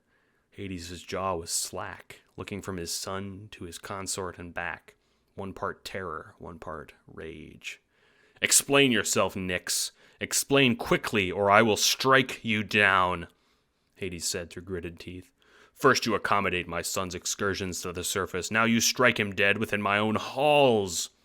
Silence, Hades, Nyx said, her voice echoing through the house. Lest you forget who made this house, or who could bring it crashing down upon your head. You are in my domain. Never forget that. Hades wasn't intimidated. His spear materialized in his hand, and he struck the base against the ground. I'm not the one sowing this anarchy, Nyx. Answer me. Though unintimidated, Hades' voice was more even. It has become prudent to prevent Zagreus from continuing on his path, Nyx said, turning her back on Hades. Hades knelt beside his limp son with mixed emotions. He had longed for Nyx to side with him against Zagreus' affairs, but he hadn't considered what she might do with violence. He held his son's head in his hand. Fear gripped him when he saw the knife lodged inside him. Nyx, what is this dark magic? Hades demanded, his voice growling and quiet. Fear tinged it now. He had stood against his son for so long, he had nearly forgotten what it was like to love him. It will prevent him from awakening. My son Thanatos has no power over him now. He will remain suspended here. Oh no, Hypnos squeaked from his hiding place with Meg behind a table. Undo this, now, Nyx, Hades roared, trying to wrench the knife from Zagreus' chest. It was immobile, as though it had fused inside of Zagreus, the limp body of Hades' son now absent and peaceful, as if in a deep sleep. I would have thought you were elated, Hades, Nyx said bitterly. Your troubles with Zagreus are over. That seemed to be all Nyx had to say on the matter. She disappeared in a blink of darkness. You! Hades whirled on Hypnos, who flinched, hiding behind the table. Hades soon wrenched the table away and, eyes blazing, tugged Hypnos to his feet by the forearm and yanked the spindly lad over to Zagreus' body. What is the meaning of this? You gasped when Nyx divulged that foul spell she cast upon him. Hypnos swallowed. He had the feeling that Hades wouldn't be kind to the bearer of bad news. They're the knives of incapacity. These words meant nothing to Hades. Explain, he barked. They're knives that are not lethal. They put whoever is struck by them into a deep sleep. In this state, they cannot be taken by death nor awaken. Mortals call them the knives of undeath, or... Hypnos gulped again. The god killers. Hades didn't know how to respond. He lifted his limp son and seated him on the seat adjacent to his own desk. There Zagreus sat, impassive, eyes closed, lips parted, his eyelids flicking with the signs of a deep sleep. How is it undone? Hades asked, his voice going from angry to imploring. The knives can only be removed on 3 conditions, Hypnos said, struggling to recount the information. If she who pierces the knives into their own victim removes them, if she who pierces the knives into the victim meets a mortal end, or if he who is pierced by the knives removes them with his own hand. Megara watched from afar. It was surreal seeing Zagreus brought so low. She was used to seeing him spring up from adversity, not laid so low in such short order. Nyx's power must be incredible. Though Megara was a creation of Nyx, she did not know her mother well. This, however, was the first occasion she feared Nyx. I doubt we could convince Nyx to remove these knives on her own, Hades said. I do not know what malady has afflicted that woman's mind, or what Zagreus has done to provoke her, but this madness cannot continue in my house. Hypnos! Hypnos flinched again. He didn't like loud noises, much less shouting directed at him. Send for your son. Hypnos blanched. He swallowed one final time, laughing nervously, wringing his hands. Hypnos stammered. You have a son? Megara said, stunned. I have 3, actually, Hypnos stammered. Hades slammed his hand on his desk. I don't have time for this nonsense. Send for him at once, you blathering fool. Hades wasn't going to back down, and Hypnos, defeated, nodded meekly. Pasithea won't be happy about this, he muttered, wringing his hands. She has visitation for this millennia. Nyx was shaken. She required respite. No doubt Hades was furious with her. It was unlikely her face would be welcome back in the house for some time. Instead, she migrated to a familiar place, Erebus. It was still a largely formless place. Charon was known to make use of it for store, his ware and coin, but even in that it was mostly just a cavernous expanse. Nyx stood in the center of a small island, wiping away her tears. If she thought she was getting any respite, she was sorely mistaken. From behind her, a soft voice emerged. Sister, it said. Nyx turned to face the interloper, a calm but impatient expression on her face. The interloper was no sibling of hers that she knew. Scandalously clad in a thin, almost translucent toga, tied at the hip with a loose golden thread, the intruder cocked his hip to the side with a curious look on his face. I'm not your sister, stranger, she said coldly. I have no siblings. The stranger approached.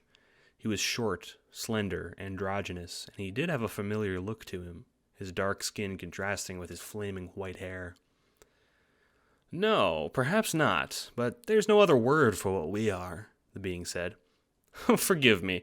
My name is Eros. Eros? Should you not be sipping ambrosia on Olympus? You're the son of Aphrodite and Ares. You're no sibling of mine. How did you come to be here? Ha! Eros laughed. It was alluring, dangerously so. Nyx wasn't swayed by godly allure, but she wasn't blind to it either. Eros's very being radiated magnetic energy, and were she mortal, she might be salivating. Luckily she was not, so she remained undaunted. We share parentage. I was also born of chaos, in a sense. Love the gown, by the way. Nyx scowled. Chaos was the last thing she wanted to talk about. Leave me be, Olympian, she said. I would, but I seem to be a tad stuck here. Eros shifted his weight, cocking his hip to the other side, his toga flowing about his toned legs. I cannot be expected to help every wayward god who makes their way into this domain. Nyx's voice was haughty. Normally she might help this mysteriously wayward god, but presently she felt no sympathy whatsoever. Moreover, she couldn't simply venture into the house to secure him transport at the moment. Fine, fine. Eros waved his hand dismissively. Ice cold, aren't you? Poor Eros, forced to walk these halls forever. Eros grinned cheekily. Nyx pinched the bridge of her nose in her hand. Come, she demanded, outstretching her hand. Eros strolled over, his hips swaying with each step. He looked up at Nyx with large, round eyes. Put your hand in mine, and I will send you to the house of Hades. Inform a shade that you are not dead, and they will send you home. I do not know how you have come to be here, but I will not be so kind if you wander down here again. Eros put his hand in Nyx's. In a blink he was gone, returned to the house. Nyx was left alone at last. In the house of Hades, Eros was shocked to see disarray. Who are you? Demanded a voice from behind him. Eros didn't turn around immediately. He put a finger to his chin, affecting deep thought. Big, growly voice, demanding tone. Why, Uncle Hades! Eros finally deigned to turn around, and sure enough, the bearded, scowling face of Hades leered down at him. You! Hades regarded Eros with particular distaste. Hades wasn't familiar with the many lesser Olympians, and he didn't wish to. Now, in a time of great turmoil, one had blinked into appearance in his very domain. None but Hermes was so much permitted below the earth. What foul machination brought you down here, you pest? Oh, don't be so mean, uncle. Eros prodded Hades with a teasing finger. Shades had all paused their work, staring slack-jawed at Eros, eyeing him up and down in awe. Hades was uncomfortable, batting Eros' hand away. Don't you worry, I want to get out of here as much as you want me gone. I just came to visit my dear old parental down here, and wouldn't you know it, the dits dropped me right back into Tartarus. Scandalized I was. Hades growled gruffly. He pushed Eros aside, striding past him. Fine, one of my shades will help you operate the necessary channels to the surface. Shades hastily raised their hands, blushing red in the face for a chance to help Eros, swooning in delight. Hades found their prostrations despicable. But if I find you here again, I will make you take the long way out. Good to see you too, Uncle, Eros called across the hall. Then he spotted it, something that gave the god of sex pause. Hey, he asked one of the dutiful shades, who nodded slavishly as soon as Eros addressed them. Is that Zagreus? The shade nearly fainted. Yes, your most highness, she said hastily, adjusting her ghostly hair. He's Hades' son. Nyx impaled him on her knife. Now he's incapacitated. It was such a sordid affair. Wouldn't you much rather come this way? I can help you out of here. Eros paused, watching Hades kneel next to Zagreus from a distance. His smile was gone. Soon, my good shade, Eros said more solemnly. First, I must bear some bad news to my parent. Without regarding the shade, he spoke to her. I'll be back soon to take my leave. Keep it ready for me. And before the shade's astonished eyes ended their dismay, Eros sank into the floor and disappeared. Chapter 11. Terror. Eros, after re-emerging into the house of Hades, was sent on his way without much fuss. It was unknown where he'd gone shortly before he left, but when he returned from that place, he looked uncharacteristically solemn and stone-faced. Meanwhile, Hypnos prepared to call for his son. Megara was still in shock at the revelation. You were married, she asked in disbelief. They were in Hypnos' room, where Hypnos was preparing to commune with his wife. Yeah, kinda, sorta, he said, obviously not comfortable discussing his affairs. Megara didn't share that feeling. But you're so young, she offered, still incredulous. Hey, Hypnos said. I might be youthful, but I'm older than some Olympians. Hypnos sighed, irritated, a rare emotion for him. Do you have to be here for this? He demanded. He placed a mirror on the floor around which candles were lit. No, replied Megara simply, raising her eyebrows. She made no move to leave, and Hypnos huffed, face burning. He placed his hand flat on the mirror, and when he lifted it and looked down into it, he and Meg saw the face of a woman, a goddess inside a white room. Hypnos, said the woman. Hey, Pasithia, Hypnos said, faux cheerfully, a forced smile on his face. Look, I need to talk to Morpheus. Is that cool? It's cool, right? On the other line, Pasithia scowled. Hypnos closed his eyes, bracing himself. Megara watched, amused. You interrupt my work after I haven't heard from you in decades, and the first request is to see your son? Pasithia's voice was husky and soft, but seemed pointed in its relaxed tone. Megara couldn't help but snort. Look, it's not for me, okay? It's a problem down here, and we agreed, Hypnos. 1 millennia with you, 1 with me. I don't want my children spending 1 moment in that literal hellhole than they need. Pasithia cut Hypnos off. You interrupted my repose, you know. You could have come up here to visit them if you weren't so bullheaded. Pasithia, Hypnos pleaded. Megara had to cover her mouth to keep from laughing. Hypnos shot her a side-eyed, dirty look that failed to intimidate the Fury. Morpheus is his own man. They're not children anymore. Just let me speak to him. Let him choose. Please? Pasithia crossed her arms, raising her eyebrows. Hypnos grit his teeth. If you do, I'll come up there and visit. You will? Pasithia's demeanor changed on a dime, from scorn to almost sleepy comfort, her eyelids drooping, a dull smile appearing on her face. Oh, Hypnos, we miss you so much. I'm so glad. Hypnos closed his eyes as Pasithia stood, summoning her son. God, you must really hate the surface, Megara said, almost impressed. Your wife is beautiful. It's just... Hypnos winced. It's so bright up there. A man sat back down at the mirror on the other end. His skin was pitch black and his eyes were starkly bright blue, wide and mysterious. His voice was serene and measured. And while he shared Hypnos' light-colored hair on its wavy texture, it cascaded around his shoulders luxuriously. He looked much older than Hypnos, so hearing his words spoke with such eagerness struck Megara as surreal. Hey, Pops! Long time no see. Morpheus seemed not to share his mother's disdain for Hypnos' absence. It's so good to see you, man. Still working for Lord Hades? I envy your noble work and all that, Pops. Pops? Megara snickered from behind Hypnos. Hypnos was only able to narrow his eyes briefly at her. It's good to see you too, Morpheus. Can you not call me Pops? Father's fine, or even Dad. No way, Pops. That would undermine the whole vibe I'm going for, you feel me? Looks like Morpheus was more easygoing than his father, or perhaps just as, in a different manner. Morpheus, can you come to Hades? There's a problem we might need your help with. Hypnos, in a startling display of brevity, made his demand hastily. Oh, yeah, totally. If Mom's down with it, I can hop over there. Morpheus placed his palm on the mirror's surface. Hypnos did the same, and through the mirror their fingers interweaved. Once they were joined at the hand, Hypnos pulled his son through into Hades. Zagreus won't be pleased to know you have this, Meg said, arms crossed. Yeah, well, it only works on me and my family, Hypnos said.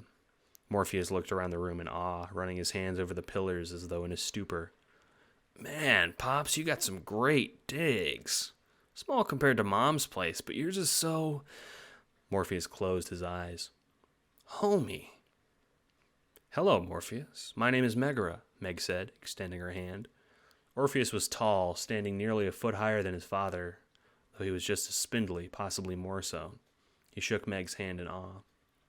Meg, yeah. Pops told me about you guys. One Wing, the Furies, right? That's right. I believe that makes me your aunt. Aunt Meg. What a miraculous day. Pops, how come you didn't invite me to meet the fam sooner? Hypnos looked uncomfortable. It was a good question, but the trio didn't have time to unpack Hypnos' family baggage right now. We need you for something more important, Morph, said Hypnos. My friend Zagreus. He's in a sorry state. That's a good question. How's Morpheus supposed to help anyway? Asked Meg, watching Morpheus gaze over the books on Hypnos' desk. He's the god of dreams, Hypnos replied, opening the door to his room, leading them back into the house proper. We should be able to make Zagreus take the knives out of his own chest if we can give him the right dream. That's Hades' idea, anyway. You think you can do that, Morph? Morpheus nodded, putting a hand to his heart. I'll try my best, Pops. Grandma finally used her knives on someone, huh? Man, that's brutal. Morpheus's voice was slow, almost lumbering, deep and thoughtful. He regarded everything with awe, and his hair seemed to flow around him subtly, like they were underwater. Nyx brooded in empty Erebus for some time. She missed her husband. He seldom made himself known, but she had not seen him for a long while, since Zagreus' conception. She'd meant to ask Chaos for his whereabouts, but that plan was now impossible. She couldn't face Chaos now. She closed her eyes, letting the cavern fall away. Had she done the right thing? The impassive face of Chaos as they erased their world appeared in her mind. And her fear, one that had replayed itself time and time again, also appeared. Chaos erasing Earth just like they had her world, with the same lack of passion, the same absolute indifference. When Nyx opened her eyes, however, she was shocked to find herself no longer in Erebus. She was floating in nothingness. She was in chaos. There was silence, spare for her heart, hammering. Nyx. A low primordial rumble emanated from everywhere around her. The voice filled infinity. It bore into her. It made her flinch, made her squint, as though a great wind was blasting her face. Chaos, she replied as evenly as she could. The great primordial originator appeared before her in the massive. To her abject terror, it was a form she'd only seen once before. Chaos's most true physical form, a singular white milky eye bordered by red, the size of a planet before her, filling her whole vision. It was ethereal, even for a primordial goddess, and she trembled, breathless. She'd never been made so terrified, her paltry mask falling away, her black lips parting with fear. "What have you done to him?" Chaos demanded. Their voice was not raised, but it reverberated inside Nyx, their words shaking her every atom. "Explain yourself immediately." Nyx grit her teeth. She hadn't expected this, never in her wildest dreams. "This isn't fair," she cried over the tremors racking the entire infinity of chaos. "You destroyed my world in an instant, and now you have passion for what's inside of it?" "I said, explain yourself," Chaos repeated. Their singular eye glowed a harsh white, burning Nyx's eyes even behind her eyelids. Nyx could not speak, but even if she couldn't bear to. Nyx suffered, unable to do much as speak, as Chaos did something they hadn't done since that day so long ago. Chaos stepped from their realm. Chaos cascaded on itself as chaos and extended their own dimension into the world of Earth. Things were about to get Chapter 12. Title not found. What is that blasted man doing? Hades sullenly growled, drumming his fingers on his arm. His forearms were crossed over his already impressive chest, and the whole congregation in the House of Hades' main hall didn't dare make a peep, lest the master lose it. Near Zagreus' peacefully sleeping body, Morpheus ran a hand over the godling's head, eyes closed in concentration. "Well, Morpheus is trying to give Zagreus a dream such that he might want to pull something from his chest," explained Hypnos, watching his adult son work. It appeared to be slow going. Morpheus didn't seem to be making much progress, only getting limp twitches from the snoozing prince. The crowd gasped as Zagreus twitched, swatting something on his chest, so close to where the knife was embedded, but it was no use. His hand limply fell soon after. "My patience grows thin, god of dreams," Hades grumbled, approaching Morpheus, tugging the man aside. He took Zagreus' head in his hands. "This is how I woke him up in his boyhood years." The crowd watched awkwardly as Hades shook Zagreus' shoulders aggressively, sending Zagreus' head bobbing back and forth. "Wake up, boy! You're late!" It didn't work. Hades threw Zagreus onto the chair in disgust. He stomped off somewhere, and a rattled Morpheus continued to try. "I've tried everything, Pops," he said sadly. "I made him have a dream about a bee on his chest, then a bigger bee, then a bee the size of his Pops." "Maybe try something less, bee-related?" offered Hypnos. As amusing as the proceedings were, Megara followed Lord Hades into the office, bowing before she spoke. "My lord," she said, kneeling and standing. Hades didn't offer anything but a grunt. She took this to mean she was welcome. Hades didn't like the Furies, but Megara was an exception. She did excellent work, and she didn't bother with idle chatting, unlike every other denizen of this hellhole. She was probably the only person who would have permitted to speak had they approached at this moment. I think we ought to consider what needs to be done once Zagreus awakens. Nyx put him to sleep for reasons we are not aware, and she may try again, or she may resort to worse measures. Hades had been considering that, and while he resented Megara for putting his fears into words, she wasn't wrong. Without Nyx, my reign in the underworld would be impossible. Administrative duties, integrity. If she had qualms with anyone else, I would dispose of them without so much as a trial. She made this place, and she could undo it if she wished, he said. Megara knew as much, but Hades continued. Nyx has never so much looked on fondly as anyone until now. I don't know her mind, Megara. I assumed she would remain impassive for time immemorial. I have contingencies in place should any of my agents step out of line. You've seen as much with Zagreus' foolish escape attempts, but I have none for Nyx. Well, we'll have to concoct one now, Megara said simply. If anyone else had spoken those words, Hades might have roared at them for insubordination, but Meg's words bypassed his pride. We don't even know what the boy has done, why Nyx has decided to kill him in the first place. It wasn't a punishment, Hades reasoned. For if she meant to teach him a lesson, she wouldn't have incapacitated him so permanently. She was specific. If Hypnos' words on those knives are to be trusted, she wanted to do away with him. Indeed, said Megara. It's upsetting. Outside of the room, there was a sudden loud bang. We don't even know what the boy has done, why Nyx has decided to kill him in the first place. It wasn't a punishment, Hades reasoned. For if she meant to teach him a lesson, she wouldn't have incapacitated him so permanently. She was specific. If Hypnos' words on those knives are to be trusted, she wanted to do away with him. Indeed, said Megara. It's upsetting. Outside of the room, there was... We don't even know what the boy has done, why Nyx has decided to kill him in the first place. It wasn't a punishment, Hades reasoned. Something's wrong, said Megara. Dread filled her. Hades and Megara squinted at the door. Something was wrong with the air around them, as there was an uncanny glow seeming to fill the very space around them. What the devil? We don't even know what the boy has done, why Nyx has decided to kill him in the first place. It wasn't a punishment, Hades reasoned. Indeed, said Megara.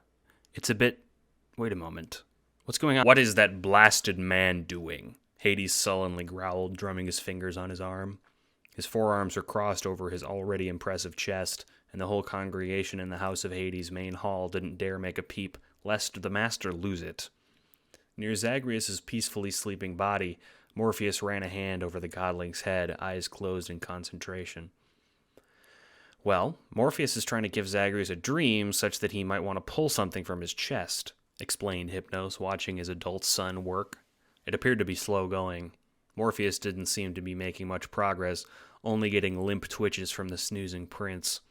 The crowd gasped as Zagreus twitched, swatting something on his chest, so close to where the knife was embedded, but it was no use. His hand limply fell soon after.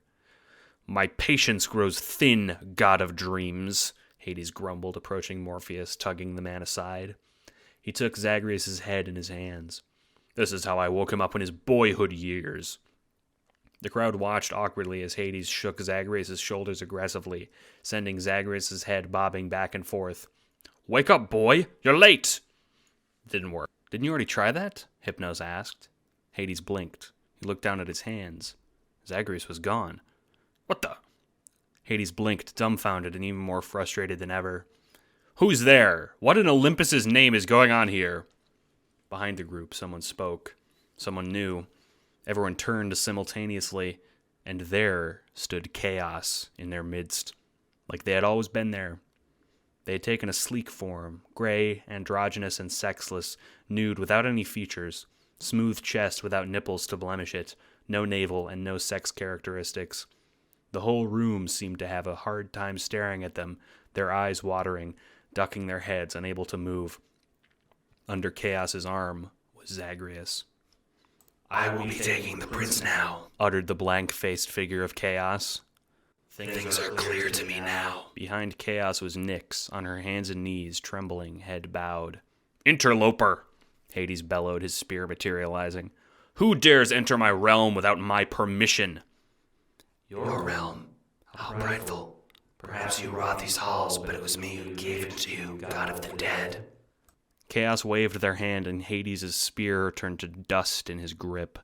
Hades didn't take kindly to that, howling as he lunged at Chaos with his bare hands, teeth grit, eyes blazing. It looked like Hades was about to tackle Chaos to the ground, but instead he passed through the being, as if Chaos was made of water. Hades thudded to the ground next to Nyx. I once thought giving life to beings would end my miserable solitude, said Chaos, addressing no one in the crowd in particular. They laid Zagreus' limp body on the ground, placing a hand on the knife embedded in his chest, plucking it out with relative ease. As soon as it came out, Zagreus gasped, shooting upright, eyes wild. "What the...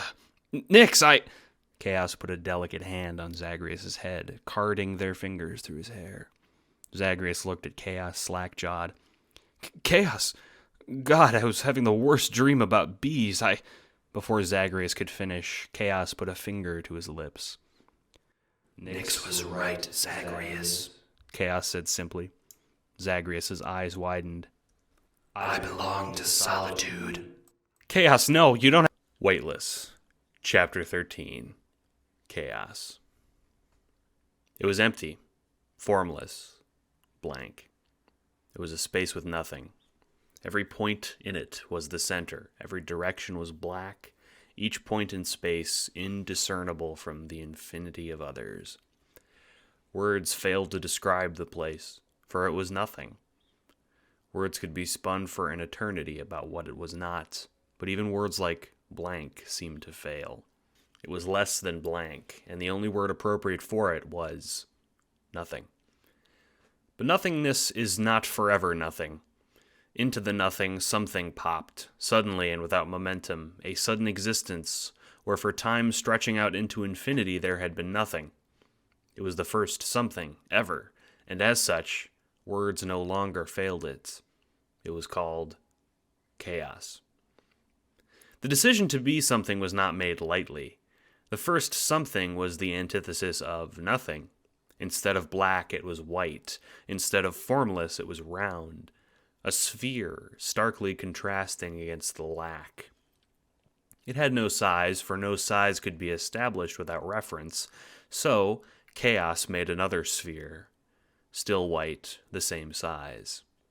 The spheres blinked. Eyes. Soon, form began to take shape. Spheres and curves and jutting lines and whirling splashes of color, as if a child were playing with finger paint. And before long, chaos had a form and thought. I am, thought chaos. The first thought. What was am? Being, chaos decided. In their first moments as an eye floating among the void, they would make something else. I am, thought Nyx. The second thought. Chaos made something that didn't appear to be am. This new thing was not the self, but it had a self. Chaos blinked. Nyx blinked back. Hello, she said without words. Hello, returned Chaos. Nyx, unlike Chaos, had suddenly appeared. The first beginning. Nyx had no form either, an identical white eye floating in the void. Who am I? Asked Nyx without words. Chaos had no answer. Perhaps I will make something for you to be, offered Chaos, blinking at Nyx. Chaos reached forth and made something new, something without self at all, something outside even the nothing that surrounded them. The first world. What is this? Asked Nyx without words. Chaos had no answer. Find out, won't you? Implored Chaos. I will send you there. The first life. Thank you, said Nyx without words before departing. Chaos felt something stir within them, the first feeling. To Chaos, who had lived without beginning, time felt both impossibly fleeting and impossibly long. Before, when there was nothing, time didn't exist, so infinity stretched on. Things were simple then. Things were new and exciting. Things were so full and good. But now, they weren't. They weighed Chaos down, and where once there was only love, now there was just pain and complicated feeling. Nyx, Zagreus, Eros, beings that Chaos had to deal with the whims of. Chaos was no longer blank at all. They had hung stars in their sky, made surfaces for visitors to walk, even planets and swirling galaxies. Chaos missed the peace that came with nothing, longed for it. But giving up what they had filled him with the most impossible pain of all. "It isn't fair," they said simply. "What isn't fair?" Zagreus asked, pacing back and forth on the white plane Chaos had made for them to stand on. "And more importantly, mate, what the hell is going on?" "Nyx hurt you," Chaos said simply, in answer to both questions. "I know, she still thinks you're dangerous. I tried to explain." "I am dangerous, Zagreus," Chaos interrupted. "Nyx is correct. I could destroy you with less than a thought." Chaos faced Zagreus, their forms still the same. Androgynous, featureless except for Chaos's face. Tears that dropped from above like rain. The salt made it smell like the ocean, but the massive droplets all avoided the white plain they stood upon. "I told you before, I do not deserve the things I have created. It was a mistake to open myself up to you, to Nyx, to Aphrodite, to Ares. Only loss and pain comes from it." Chaos's tears dripped from their chin, but they didn't reach the ground before they disappeared. "Is this the only direction life can take?" they demanded. "I have to do away with all these useless things, Zagreus. I was wrong to regret destroying Nyx's world. I cannot be guilty anymore." Chaos shakily raised their hand, ready to snap their fingers. To Chaos's shock, Zagreus chuckled. "Sure is, mate. Life's full of tragedy and death is full of more." Chaos stammered, dumbfounded. "Then why are you laughing? Do you think this misery is funny?" Chaos clenched their fists. Zagreus' heart creaked. "I try so hard to bring you joy, and now you laugh when I'm miserable? What sick joke is this?" "Chaos." Zagreus approached Chaos slowly. Zagreus didn't have words for what he was feeling. He couldn't tell you if you asked, but that didn't mean they were any less real. Zagreus was intuitive. He knew without knowing, and that feeling led him to walk towards Chaos, the god of everything and nothing, the god of gods, the primordial thing. "Stop!" Chaos raised her arm weakly in fear, but that didn't stop Zagreus, freezing in place when Zagreus' arms wrapped around them. A hug. "You're just a kid, aren't you?" Zagreus said softly. "A lonely kid. Like me." Chaos didn't speak, their mouths slack. "I thought life was just pain too, mate." Zagreus' words seemed to fill Chaos, the whole universe they were in. "When I met Nyx, and she hugged me for the first time, I felt like I wasn't alone. You've been around forever, and no one's once given that to you." Zagreus held Chaos tightly. Chaos broke. They broke humbly, sobbing, for the first time in their infinity, not having to force emotions, not having to affect them, but feeling them. Feeling the hurt seemed to leap from themselves, just from Zagreus' embrace, just from their words. Chaos fell to their knees, and for the first time, cried. "Pain isn't going to stop, Chaos," Zagreus said once Chaos was quiet.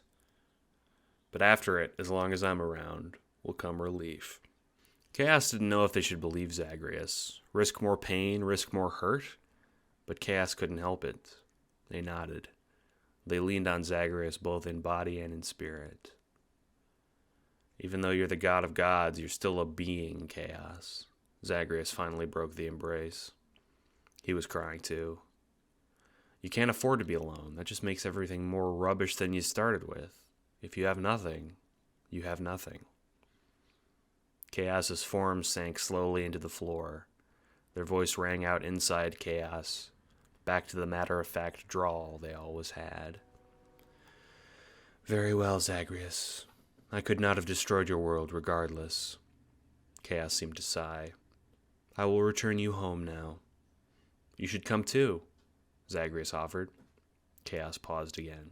Zagreus blinked back into existence in the House of Hades. Beside him was the featureless body Chaos had taken. No worries, everyone, Zagreus announced. Chaos was just, Zagreus looked from Hades, still sprawled on the floor, to Nyx, gasping for air. Helping me out.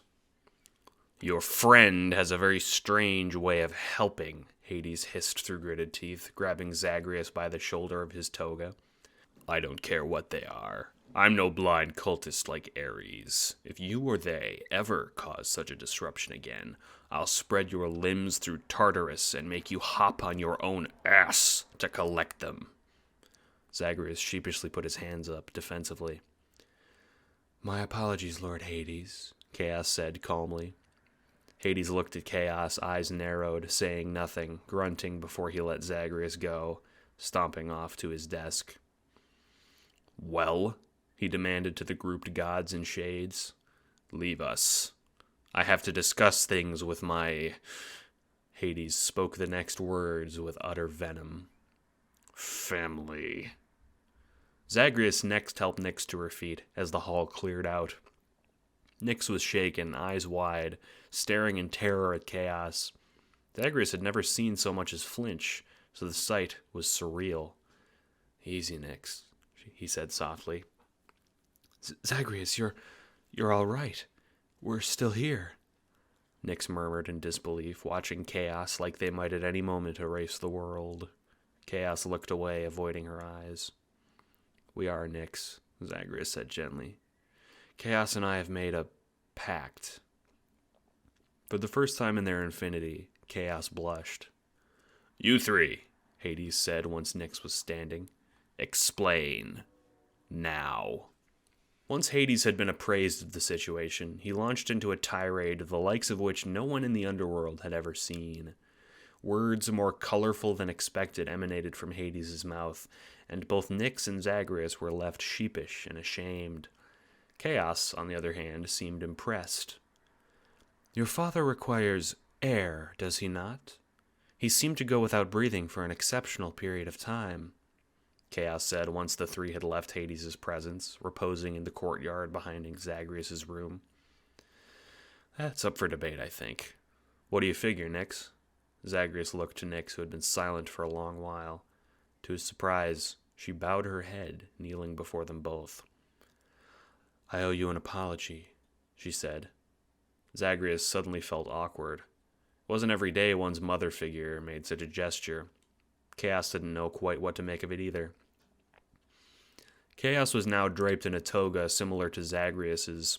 Hades insisted on the being cover-up in spite of having no shameful features. Chaos blinked, expression unreadable. You do not, they said simply. I destroyed your world. You feared I would again. It is logical. I did consider it when I saw Zagreus in pain. Why didn't you? Nyx asked, rising to her feet, looking between them. Zagreus unconsciously reached for Chaos's hand, which became intertwined. It would not be right, Chaos answered. When the confusion didn't leave Nyx's face, Chaos elaborated. I do not have power over you any longer, Nyx. I created you, but you exist now on your own. I cannot undo you. It would bring me too much pain. You taught me that. Nyx nodded, closing her eyes. It felt like a great weight had lifted her shoulders, a weight Zagreus hadn't even noticed until it was gone. Nyx sighed, sitting on a bench. Plus, Chaos offered, if I destroyed your world, I would be unable to have sex with Haha, Chaos, old pal! Why don't you head back to your realm? Been one hell of a long day, after all. It's gonna be a while before I can see you, since Father grounded me for so long, but I'll visit as soon as I can. Oh yes, I suppose it has... Zagreus hastily wrapped his arm around Chaos's shoulder, blushing furiously, muttering something to the tune of, Not in front of my mother.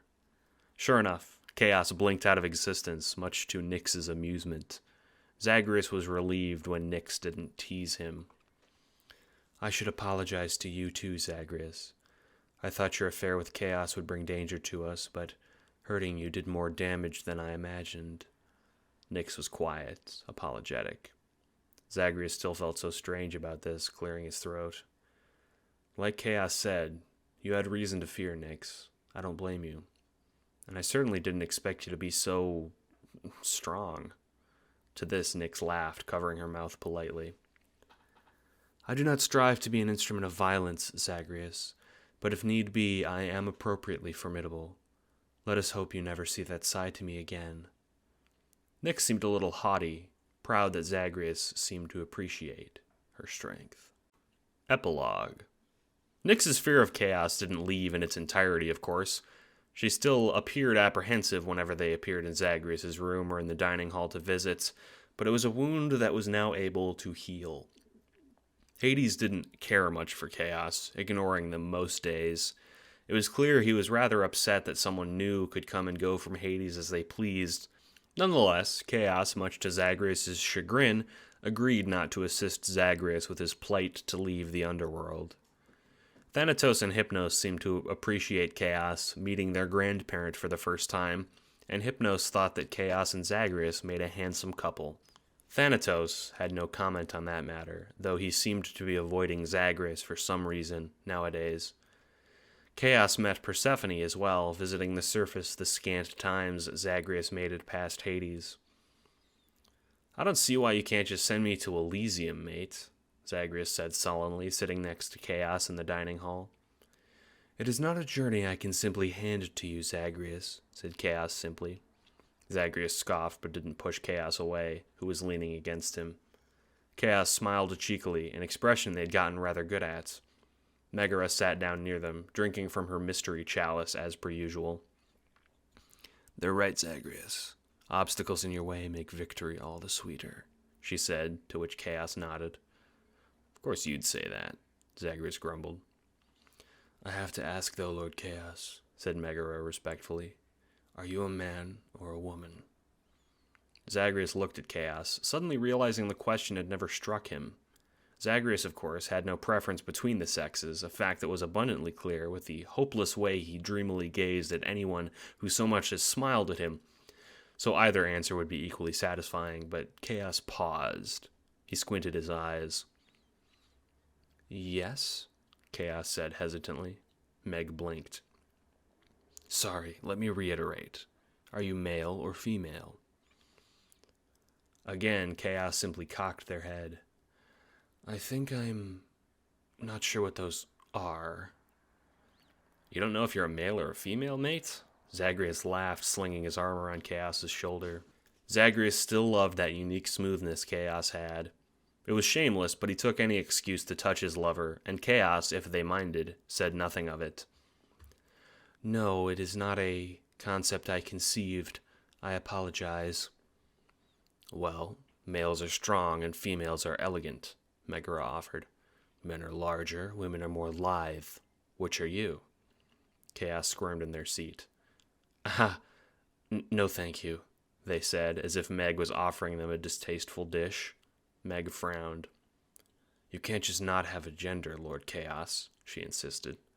Megara, you are both strong and elegant, and while you are lithe, you are surely larger than some men, Chaos said. This conversation was clearly out of their depth. No, Meg. Men and women have different parts. That's how you tell, Zagreus said. What of my sister Alecto? She has the parts of a man, yet she's a woman, spat Meg, crossing her arms. Zagreus rubbed his chin. Oh, I guess you're right. So, how do you tell? Queried Chaos, earnestly curious. Meg nor Zagreus had an answer. Meg cleared her throat, downing her chalice. I must be off. I've better duties than discussing trivialities. She stood up stiffly, exiting. Don't mind her, Chaos, said Zagreus, kissing Chaos's forehead affectionately. I think when you see a man or a woman, you can just tell. No sense putting it into words, right? Ah, yes. Chaos seemed pleased with that answer. But, Zagreus, Megara seemed upset that I was unable to choose. Does it upset you as well? Of course not, Zagreus said, smiling again, ever shameless. He took his chance to compliment Chaos. I love you no matter what you are. That's it. That's the whole fic. I hope you liked it.